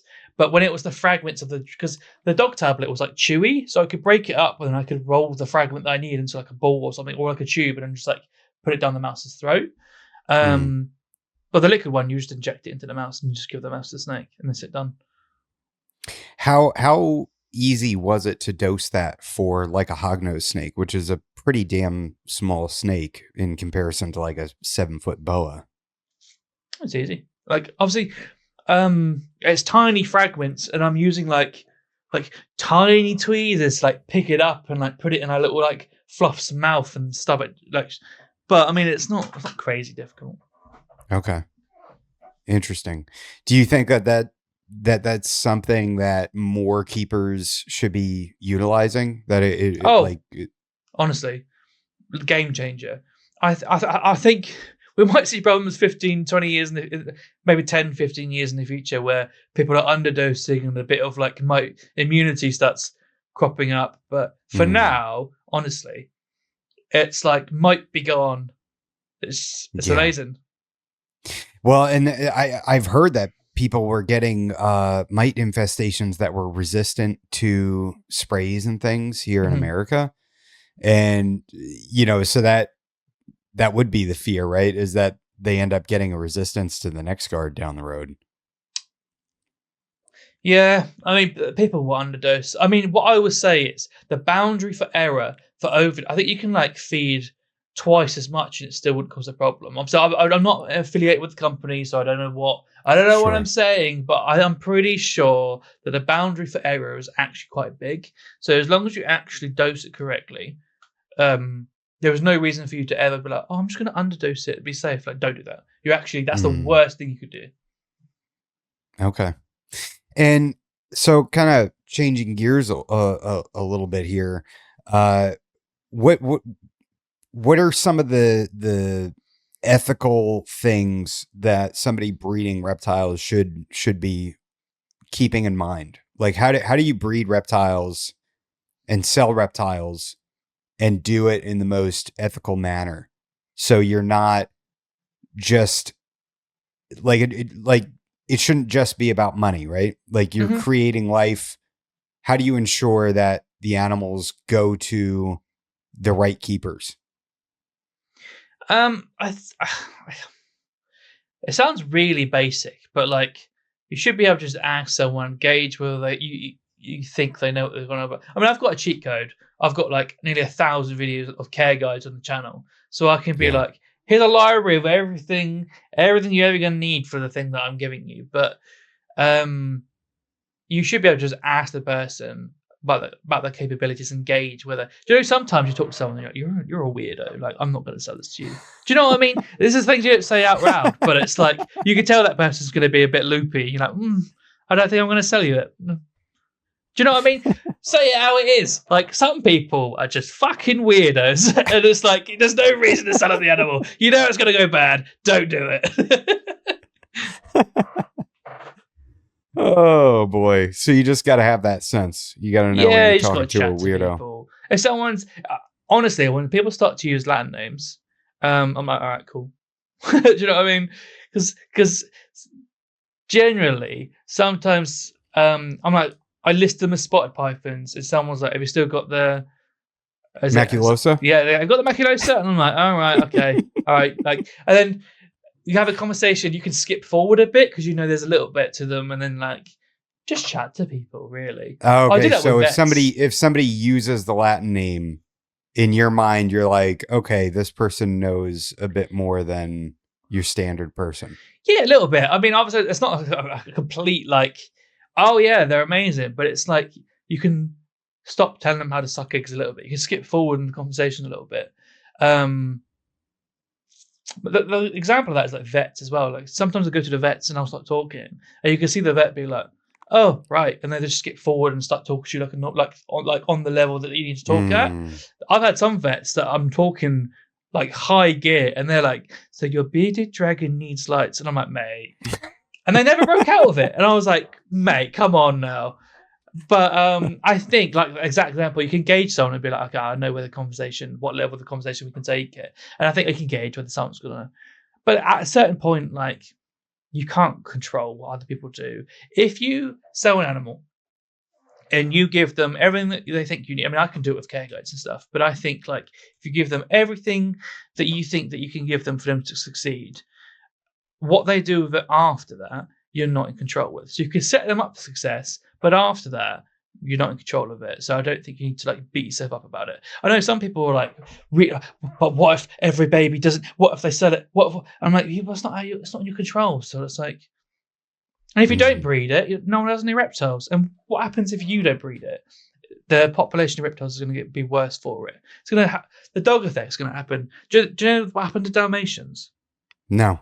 When 101 Dalmatians came out, everyone and their nan started breeding Dalmatians, just backyard, just like, oh, it's a Dalmatian, breed it. And there's obviously there are strong, healthy working lines of Dalmatians and stuff that normally it's like posh, rich people are working with, that are really good lines. The general populace of Dalmatians got absolutely trashed. And then as soon as the fad went, they left, and then Dalmatians really haven't recovered from. But there are still like key lines that are very expensive that are still way healthier than the rest, but like it got trashed. So Mm. I think if you want like with bearded dragons, I'm all over the place. My brain thinks faster than my mouth, but the perfect example was bearded dragons. Everyone's like, don't breed bearded dragons. There's too many in rescue. And it's like, in the UK, there isn't really. Like the wholesalers run out of bearded dragons. But if you don't breed bearded dragons, the guy that barely even knows what bearded dragon is down the road is breeding, and there's 10 of them, and the population just suffers. There was the whole like adopt don't shop thing. It's lovely, and I think people should be encouraged to like adopt. But if no one ever bought a high quality, well bred animal, you all you do is go at those people that are doing a good job, that are like high class breeders. You let's say you stop a load of them breeding, the people that are just breeding in their backyard that don't know what they're doing, they still carry on. So all that happens is the whole thing just suffers for it. So there's a bit of both where it's like there are some people that will do crap, but you do your best to set them up. And I always say, like, if you ever want to send it back to me, just send it back to me. Yeah. And that's a lot. Dog people do that, and that's a whole ass dog. So I think like a snake, it's a lot easier to do that with. Do you think that that's just another sort of dogmatic thought lane that people get down? Is the whole like everybody should be focused on adopting and rescuing animals because it's immoral to be breeding animals? Yeah, I think as a whole, I think as a species, we're so in our own heads about ethics, and it's like meanwhile the rest of the world is ripping each other apart and does not give two single shits, and where they're like, oh, but what if? And it's like, but if you look at functional reality outside of our culture, right? The ethics of whether I rip that rabbit apart or like, nothing matters. Parasite, like, depends if you're religious, I suppose, but I'm not. But I'm just there, like, we have ethics because obviously ethics is good for the most part, but sometimes people are so over the top, and it's like when you actually look at the larger picture, you fretting about like, oh, what if this corn snake jumps around homes? It's like, well, if you set them up, it's as much as you can do. Like, you're not a saint. Yeah, there's nothing wrong with breeding reptiles either. Like, you're just being like overzealous.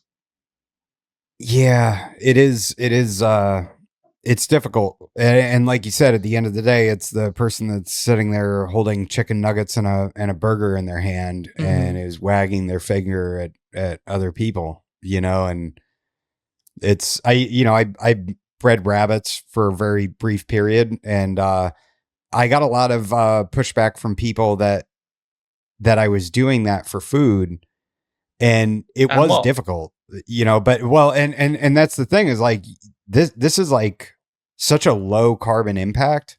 Like it's that meat is not changing hands and having to be transported. It is grown on site. There's no carbon emissions involved with the production of this meat.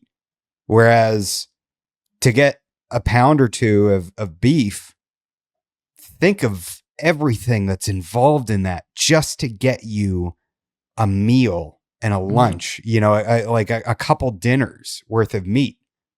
It's really wild. And then, obviously, honestly, like raising your own meat is its own basket of headaches. And I wouldn't like recommend, like, it's not as easy as I anticipated. I thought it was going to be easy, and it wasn't at all. It has its own difficulties, right? And ultimately, I think it is convenience. But it kind of comes down to snakes as feeders, right?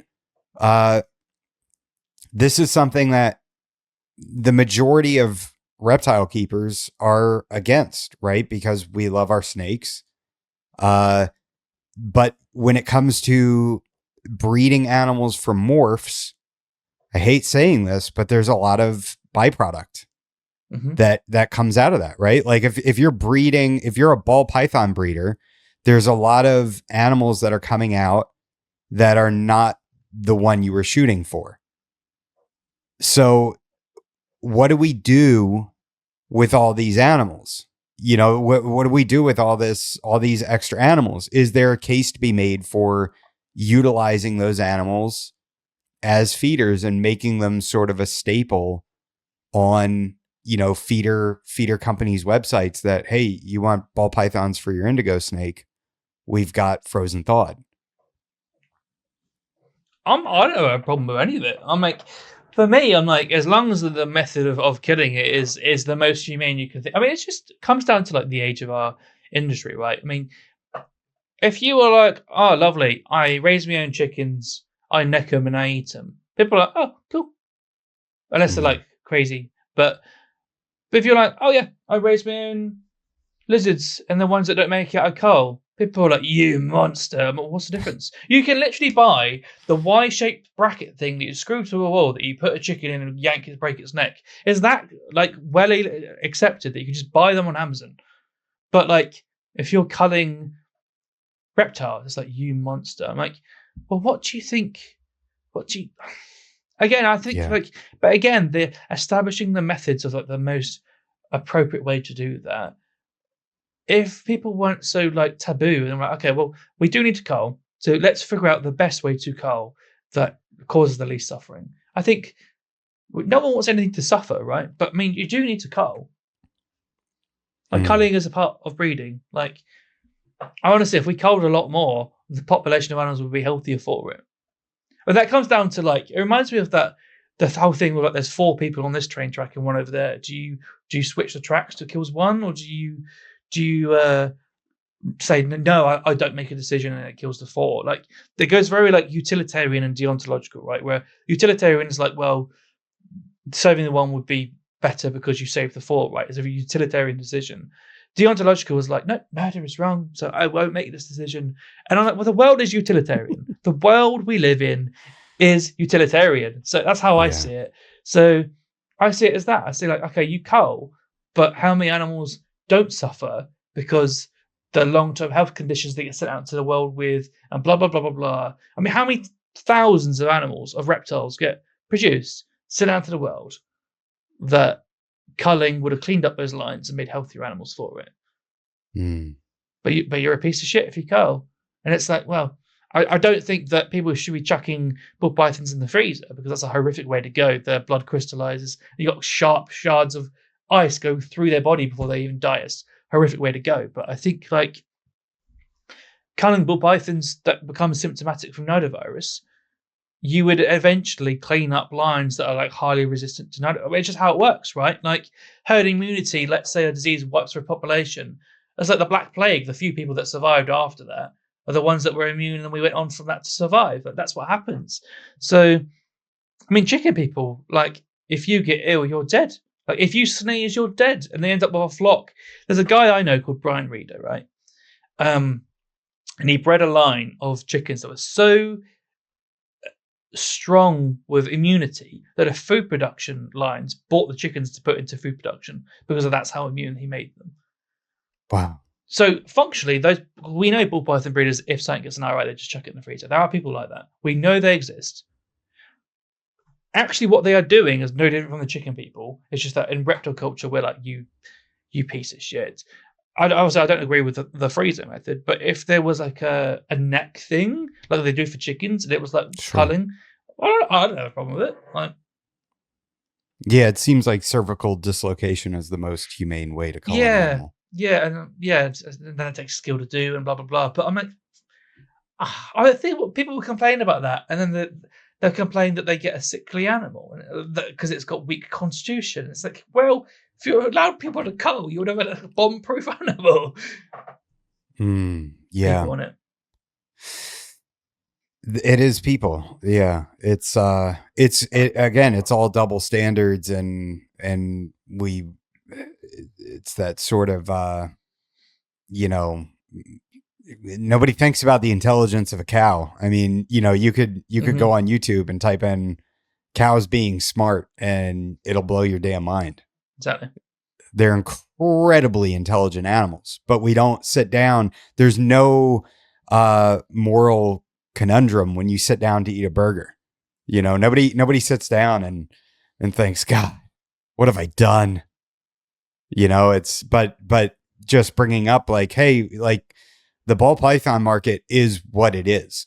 The people breeding for morphs and things like that, it is what it is. And even for temperament, right? Yeah. And like you said before, I thought it was interesting when you said before, going on sort of a different tangent here, but getting ball pythons that would be better as pets, because I got one from so I got two, right? I had two ball pythons, and my female came from a smaller breeder that spent more time with his animals. Mhm. And she was very bold, never went into a ball, was just a better pet ball python, right? And then I got a male from a very, very prominent large scale breeder.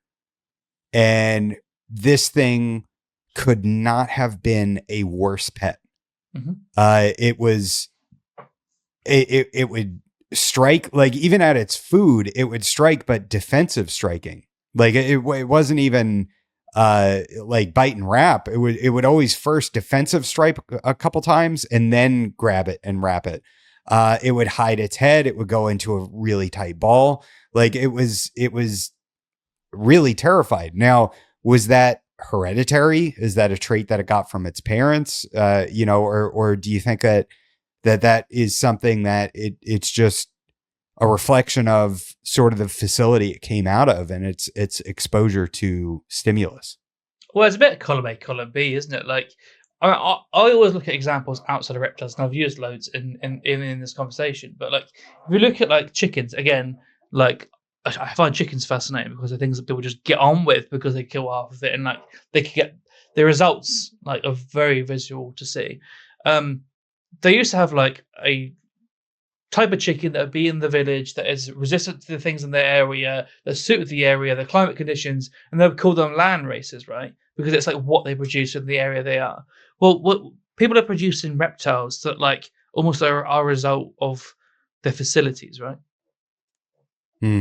Yeah.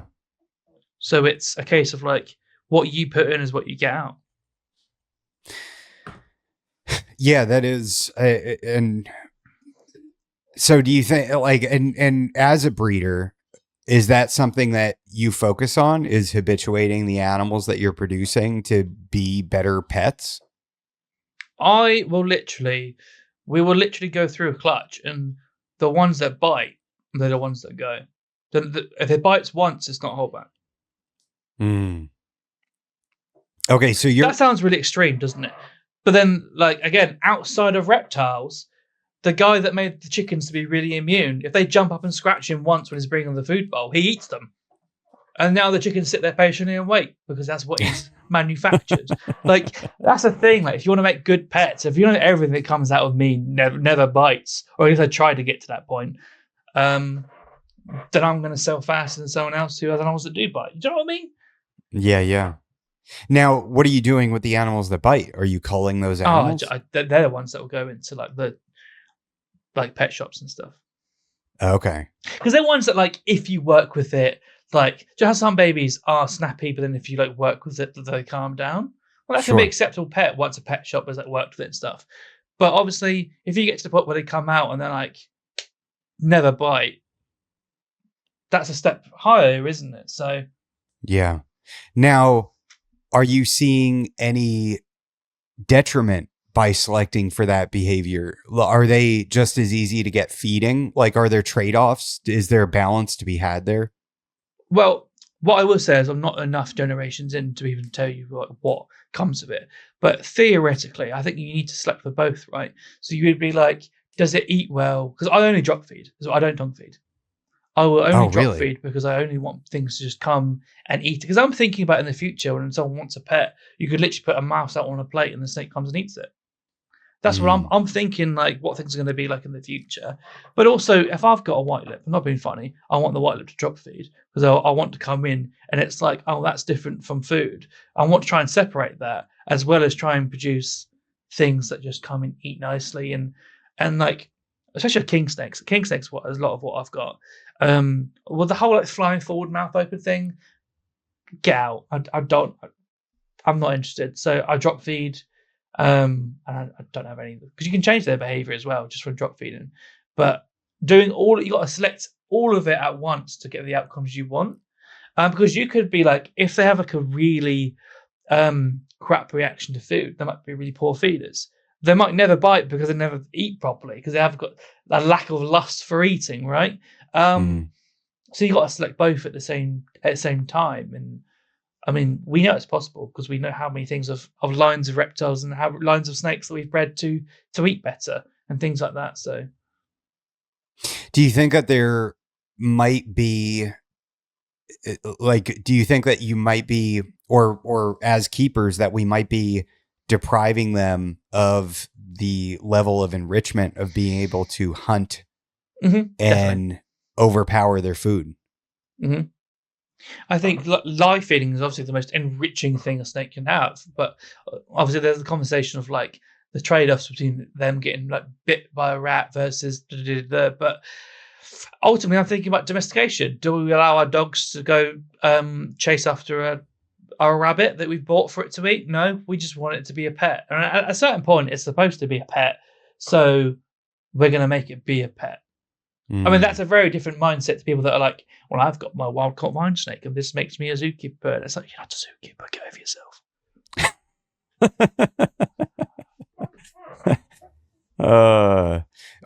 So did you ever were you a zookeeper? Briefly, yeah. I did all the degrees and stuff. So my degree is I'll read the title to you now. Bachelor of Science with Honours in Animal Management. So I've got a degree to be a zookeeper. I did parrots. And then I was like, I don't like this. The entire time I was like, this is what I want. And I was like, this is not what I want. But this is after I'd got into like, started working with reptiles and stuff. And I was like, I just want to go to the private side. Because what I didn't like was, I was like, well, that's stupid. Why don't you just change the substrate? Because say someone's getting sores. I'm like, why don't you just change the substrate then? And they're like, well, we need to make an application higher up and the paper needs to go through. And it's literally like to change substrate that's already in the shed next to the enclosure. Like, and then the private side is like, you get to be the curator, the keeper. Like, it's just, for me, I'm like, it's just so much better. Is that kind of a is that a European thing, or do you think that it's the same thing over here in America? I think some roadside zoo does whatever. I mean, I'm pretty sure that Tiger King guy did whatever he wanted. Yeah. But I think in AZA collections, he carried a gun. Yeah. I think someone went to give their rescue horse to, like, the woman was crying and she was like, look after my horse, and she left and he shot it in the head and fed it to the tigers. So he did whatever he wanted. But I think in like AZA collections and stuff, I think I'm not in America. I'm talking on my ass really, but all I can say is from UK zoos and what I've experienced. Do you do any herping? Do you do any traveling to see reptiles in their natural habitats? Is that something you plan on doing if you don't do it currently? In the future, I just need them. I mean, at the moment, I've got a lot of animals and I haven't got the budget to hire someone to come and look after it whilst I go and things like that. But honestly, like, it won't be long. I love the money. Like, I'm doing it right on YouTube. So yeah. So what would you want to see out in nature? I want to see the ball pythons. I think that's the first thing I need to do. I want to film a lot because I've got a project that I want to work on, that I want to film some stuff. Bearded dragons. I really want to see bearded dragons. But honestly, for me, apart from like projects that I've already committed to, you have other people, like, there's so many footage of like shorts and stuff coming out of the wild. I'm like, I kind of got the general idea anyway now. Like, yeah, Thomas Marriott's really doing a lot of cool stuff. Yeah. And I just look at the climate data and like, the boundaries from there and there, and I'm like, okay, so it can swing from there and there throughout the day, and here's the top limit, and it turns off. So like the way that I keep, I'm kind of like, the philosophy of how I do it, kind of just like, I don't sweat the small stuff. So that, I mean, it's fascinating, right? But because I don't sweat the small stuff anymore, I'm not like hovering over the wild like I have to replicate it, because in some way, like, natural is a fallacy anyway in terms of like animal welfare. I'll go into that if you want, but yeah, how so? Well, everyone thinks because it's natural that means it's better, right? And it's not necessarily. Like, what we actually want to shoot for is what the animal wants within reason, right? So it just so happens that because they evolved in this environment, they have the genes that express, hey, I want this, and the behavior to like get the thing that for that gene, blah, blah, blah, blah, blah. It just so happens that what is natural in the environment tends to be what they want, but what they want can also be something that isn't natural. For example, we'll have like cows that will like sit by their rotary brushes and it like spins and like scratches their ass and things like that. Or there are papers that look at the best way to measure what an animal wants is how hard they will work for it. So they'll have sheep that will walk down a corridor with like pistons firing, and at the end is something they really value, like food or something. And then once you establish they'll do something like that for food, then you can see, will they do that for something else? And then you can go down the totem pole of like how much they value things based on whether they're willing to go down that corridor, for example. But one of the simple things of like to measure how much something wants something is to provide it, and then measure their proximity to it, or just how much they use it. Which you can do that, like say you put branches in the enclosure and they climb. Well, that is a measure of how much they like it because of them using it, right? If they use a resource, provide it. So it doesn't have to be a branch, like an actual physical tree. It can be like a wooden pole. It could be like PVC, really. They still get the act of climbing out of both. And then really unnatural things could be valued higher than natural things too. Like a tortoise, for example, under one of those rotary brushes, they might prefer that over like a natural bush to scratch in. So often a lot of what is natural is often what they want because they've evolved to value those resources. But what they want can also be something that's totally unnatural as well. So you shouldn't marry yourself to natural because sometimes it can lead you into, again, another thought channel. Yeah. Yeah, absolutely. I know that you did this this whole kind of topic of hybridizing snakes. Yeah. And and I'm assuming you got a bit of negative feedback on that? Yeah, a few. Yeah, a few. But then like there's a lot of people that are also like, wow, that I've never heard anyone explain it like that. Yeah. Are you like behind hybridizing snakes or was it just sort of a thought experiment? I've got hybrids. Okay. Are you going to continue hybridizing snakes? I'm actually going to produce hybrids this year. Are you're not going to hybridize ball pythons and diamond pythons, are you? Maybe. You son of a bitch. I mean, I care for them the same way. They both go down to 10 in the winter, so maybe. I haven't really committed to it yet, but maybe. All right. So, I remember. I think it was Lucas Lee that was like, "It was Lucas Lee." On fire. I was like, "That's so funny." That's so funny. Lucas is hilarious. Yeah, I saw your clip and I'm like, interesting. Let me go right to the comments. And I go right to the comments and I see Lucas Lee says, if you hybridize a ball python and a diamond python, I will set myself on fire. Get the matches ready, mate. That's all I'm going to say. Oh God. And in my mind, it's such a waste of the potential of keeping diamond pythons going, right? Because they have so much value and you're going to create something that has such a small amount of value monetarily. Because like on Morph Market, you can look at, I think, hybrids. I think that there's a specific area, and usually there are some animals that like command a higher price. I don't know why. I don't know if it's just the breeder setting it that high and they never actually sell. But I have watched certain hybrids get listed, and I've reached out and I've said like, hey, do you actually sell these? And they're like, oh yeah, they go like hotcakes. And I kept watching for like a year and I'm like, those same animals are there and they're on sale now. So it's like, are you creating something that is unsellable? Because like nobody is saying like, God, I wish that there was a ball python, diamond python hybrid out there, but God damn it, Liam just hasn't gotten to it yet. You know? Yeah, but basically, I'm not stupid. Like you think I'm talking about like cost per egg and things like that, and I'm gonna like do things that doesn't make sense. No, I'm not dumb. Like Morph Market doesn't mean shit. Like Adam Wickens made a video recently. I'm not calling out Wickens as just an example. He was like, "Oh, and the leopard gecko market, it's bottomed out because the max price of this is on Morph Market." I'm like, there are leopard geckos that go for 10 grand behind that never make it to Morph Market because they don't need to. Like, you don't know. Like, there is so much that goes on that no one knows. All I'm going to say is I'm not stupid. That's what I'm going to say. All right. I believe you.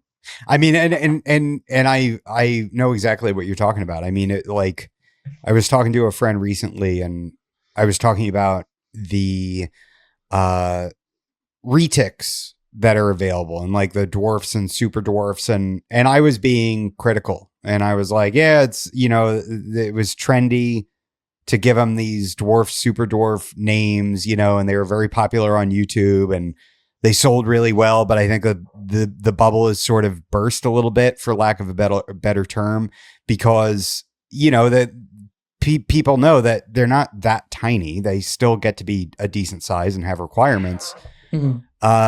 But these animals are, there's animals, like you said, behind the scenes are waitlisted. That is a reality, that certain localities and phenotypes and things like that are, you know, these breeders have a wait list and they're sold before they're even produced, before there's even an ovulation by the female. Yeah. So I totally get what you're saying. There's sort of I think a public view of something, and it doesn't always correlate with reality. Again, it's just culture, the thought lanes, and then there's the culture lanes. So look at the green tree python hybrids. Yeah. What is a dog? A dog is a hybrid. It's mainly wolf that went into a dog, but there's other things that went into it. Chickens are complete hybrids. Dogs are, cows are complete hybrids. Goats are hybrids. We're hybrids. Like, most domestic things are hybrids. And the conversations, honestly, I could go on for ages. I was dead set against hybrids. Dead set. And then I actually started looking into it and like domestication and breeding as a whole outside of reptile culture. I think that's what it is. I think if you get your head outside of reptiles and you look at other things, your horizons like broaden.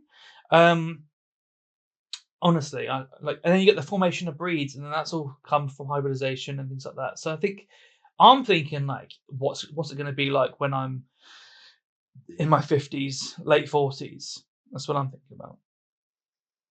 So how did you make that journey? How did you go from being dead set against hybrids to where you're at now? Well, like, again, the conversation is very similar to like the whole like it's all about lines. It's all about lines. Like, okay, so the difference between a morph line and a locality line is very not much in it to me. Obviously it depends, but I mean, if you find a pretty snake in the wild, you call it a morph. You find 50, you call it a locality. Do you know what I mean? Yeah. I mean, that is like very like blurring over a lot of like specifics and minutia, but you get the point, right? And again, once you shift to locality, it's basically a captive line that you've selected bred to look a certain way. I mean, look at captive. What are they called?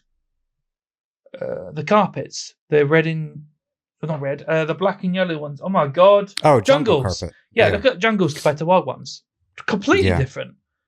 It's not even the same thing. It's like when you go through population, literally look at like a child's video of population genetics for like really hot, like early like school stuff, when they've got the jelly beans and the different colors, and then you take, let's say there's like 8 blue but then 2 red. Okay, we take 2 red ones from the locality and breed them, and you shift it immediately to it's all red and none of it's blue.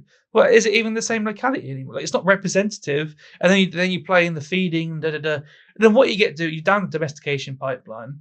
And then with the hybrids, obviously, I think preserving some of our lines and like in the same way that you preserve rare breeds and stuff and dogs and stuff is important. But it was also there's the room for like cockapoos or labradoodles as well as pure line working Labradors. Do you know what I'm saying? Yeah. Yeah, it makes sense. So there's room for everything. Yeah, of course there is. And I think that when the biggest argument is like, well, things are going to be blurry and things won't be pure anymore. And it's like, okay. So if you want to work with pure stuff, you have to do the legwork to source pure stuff, right? Because if you buy from the random ass pet store, what are you expecting? Yeah. I don't know if you've ever seen the diagram I draw of how I visualize how I see the population genetics moving. No. Can I bring up a whiteboard on this? I don't know. Can you? I'm clicking around. If I leave by accident, you know why. Yeah, don't leave. I don't know if you could probably drop something in the trap for me and I could throw it up.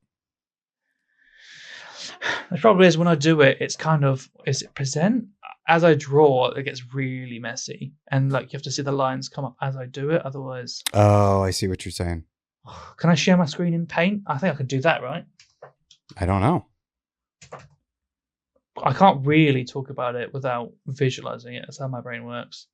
Yeah, you should be able to present. Yeah, you should definitely be able to present. Okay, I'll do Photoshop.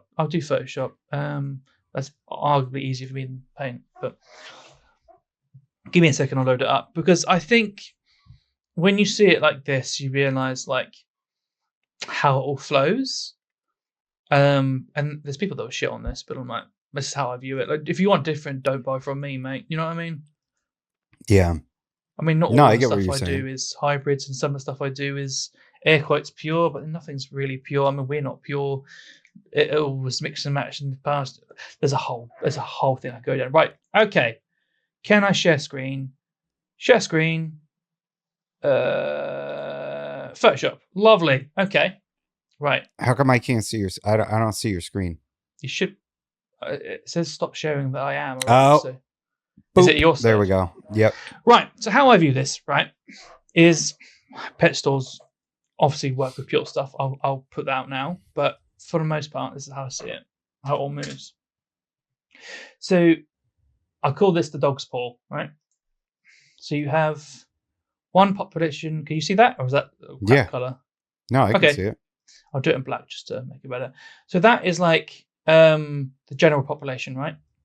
And then what you have is like, I'll say P for pure, that's the pure stuff. That's like, I've got my pure indigos, blah, blah, blah, blah, blah. And then you've got locality there. And I see them as like these populations. And then you've got morph. And then you've got hybrid as well, right? That dog should get its paw checked out. I know. Very wonky. It's all the same size. But you get the point. So the pure stuff, right? You're going to sell to other people because if you want pure, you got to look for pure. Because I mean, pedigree dog breeders don't just go to the local pound and pick up a dog, right, and put it back into their program. You go look for quality. So you should be selling within this stuff, looking for stuff. But then also the culls that don't die are just sold to the pet store, right? And we know this happens. I know Fairy Tale also has like pet stores she sells to, and we all do it, right? And then, but also, they will buy from locality because they're pure. And then locality will kind of go like that to itself. But then locality will also go just chuck things that are maybe doesn't eat very well, maybe behaviorally it's just a little ass. And then both of this will go into morph. And then that will go into morph. Morph will go into that. And then the hybrid stuff, it's greedy, right? Because I'll go like that, and then that will go. Yeah, they don't give a shit about fuck until you start establishing like breeds and stuff like that. Then obviously you do, but we're not there yet. So that's how it flows, right? Okay, so if you want pure, and then you're sampling from the muddy generic pool, which is basically the reservoir we all piss in, right? If you're buying your stock from there, and you're like, oh, it's pure because it looks like a corn snake, I don't know what to tell you, mate, because you've already And if you just put that straight into your program and you put it to all your females or whatever, you just mixed. I mean, what are you doing? And it's Yeah. the same as, like a lot of it, like some of the generic stuff. The hobby form leopard gecko is a hybrid.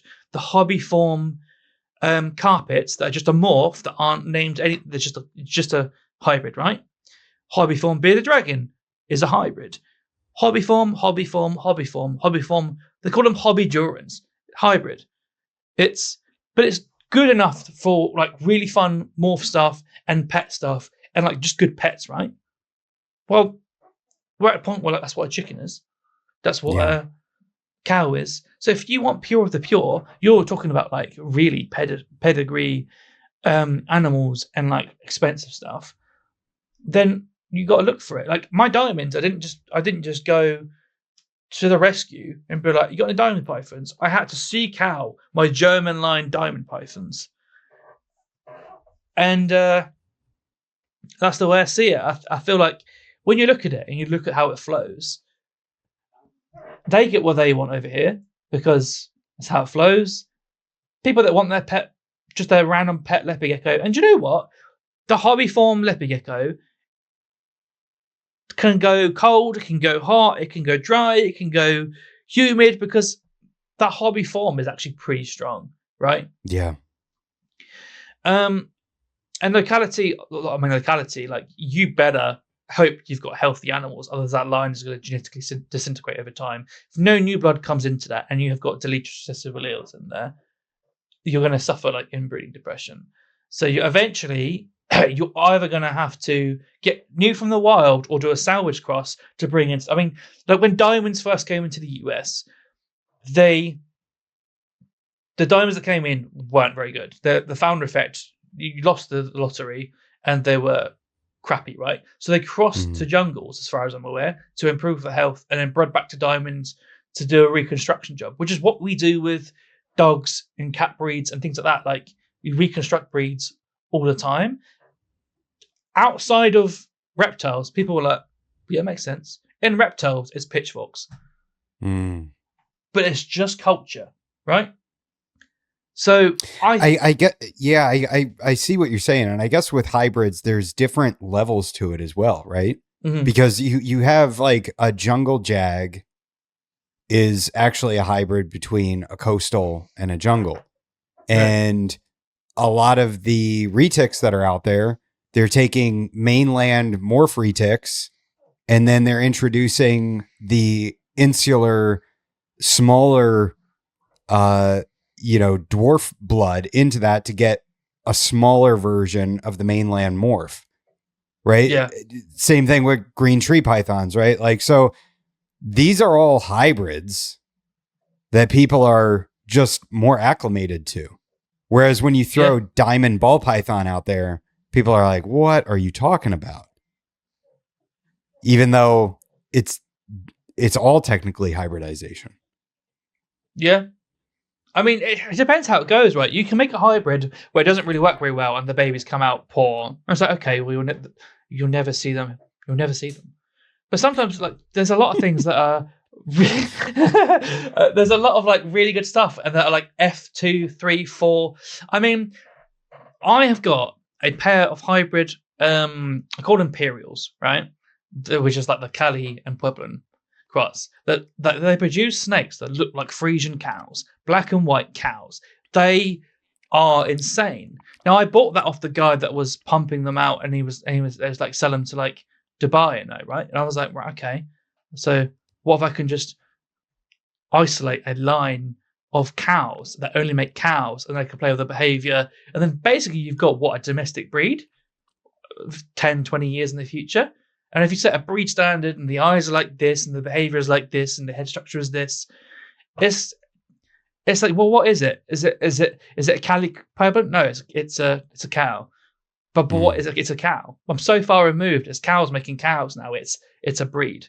It's a line. And then breeds don't exist, is what the chicken people. I actually pay for consults as well. I forget to say that. I actually get consultations for breeding from like horse people and chicken people. I think I don't do it with reptile people. Why I'm not? trying. You don't like reptile people? Well, I think there's a lot of stuff that's good with reptiles, but I think a lot of stuff is I'm trying to stretch, right? I'll stop sharing my screen. I'm not even looking at you anymore. I'm still looking at this thing, so I'll stop sharing. Oh, it's all right. I think for a lot of us, there's this like glass ceiling, right? And for a lot of people, it's like a solid brick wall.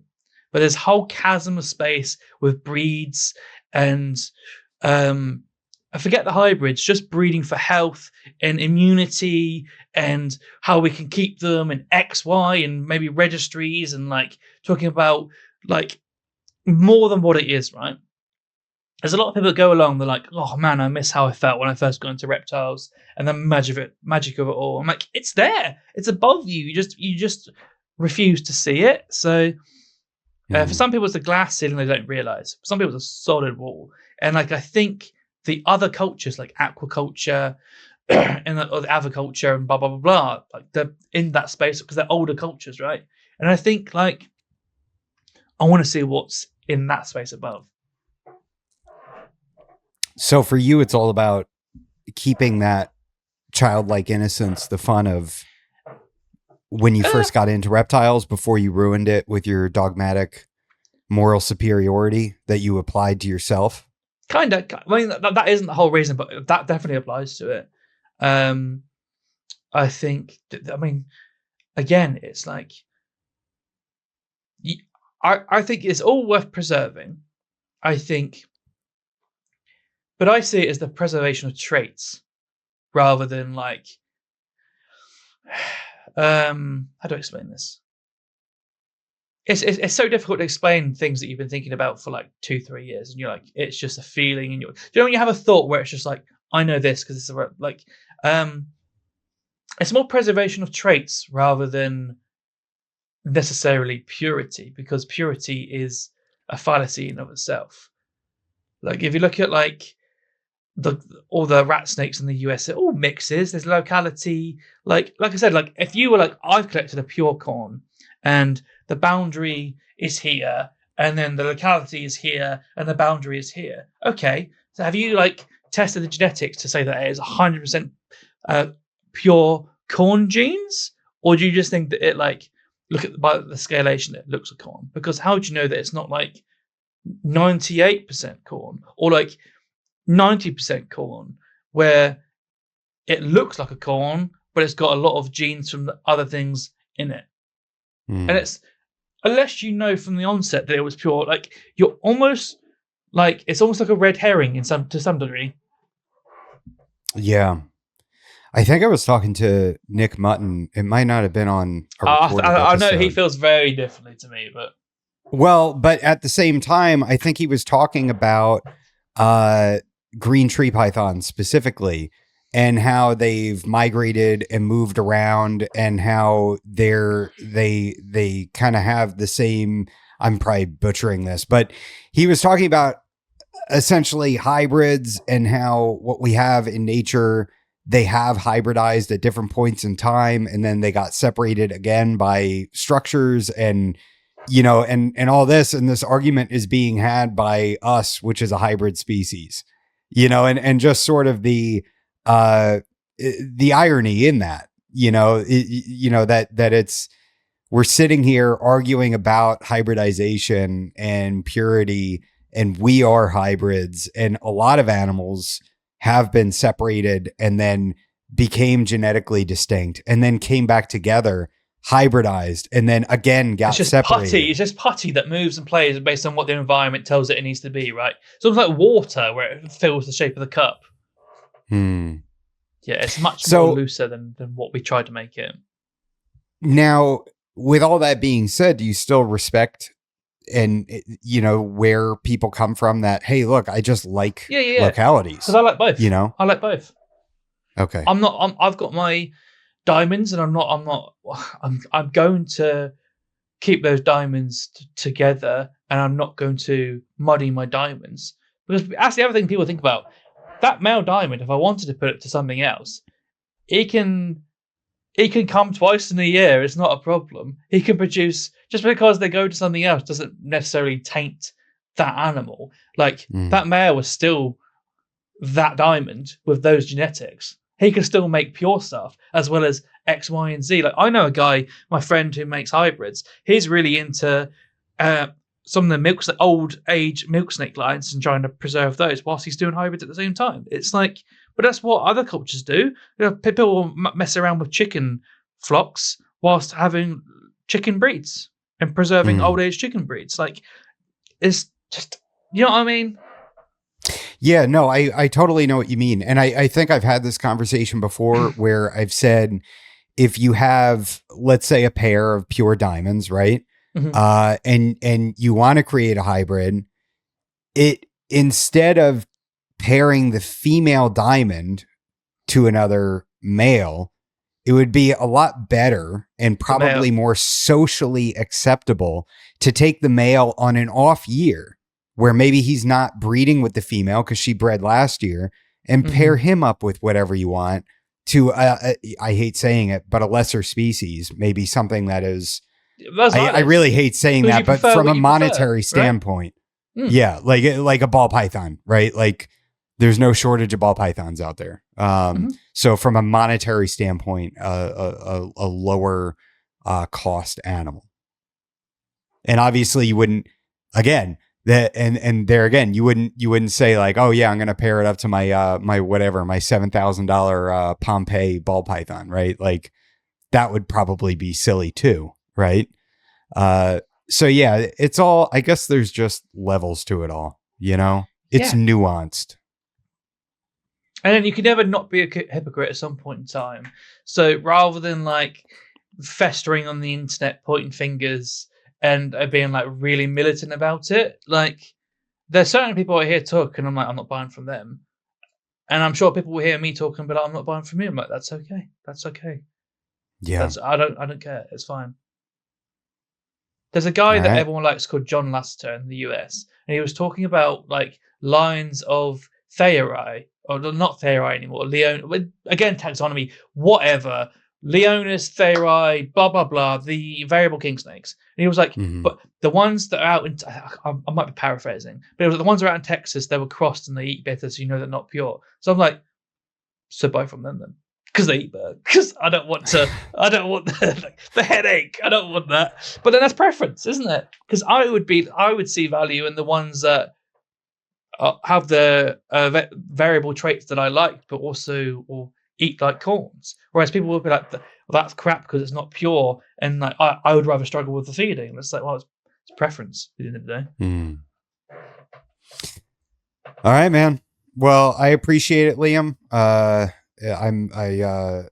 think we got into some interesting stuff here, and I'm glad we finally made this happen. We had my microphone failed the first time we were supposed to get together, and then I got a really violent, horrible stomach bug, and you got a flu simultaneously, and here we are, though. We made it happen on Easter Sunday.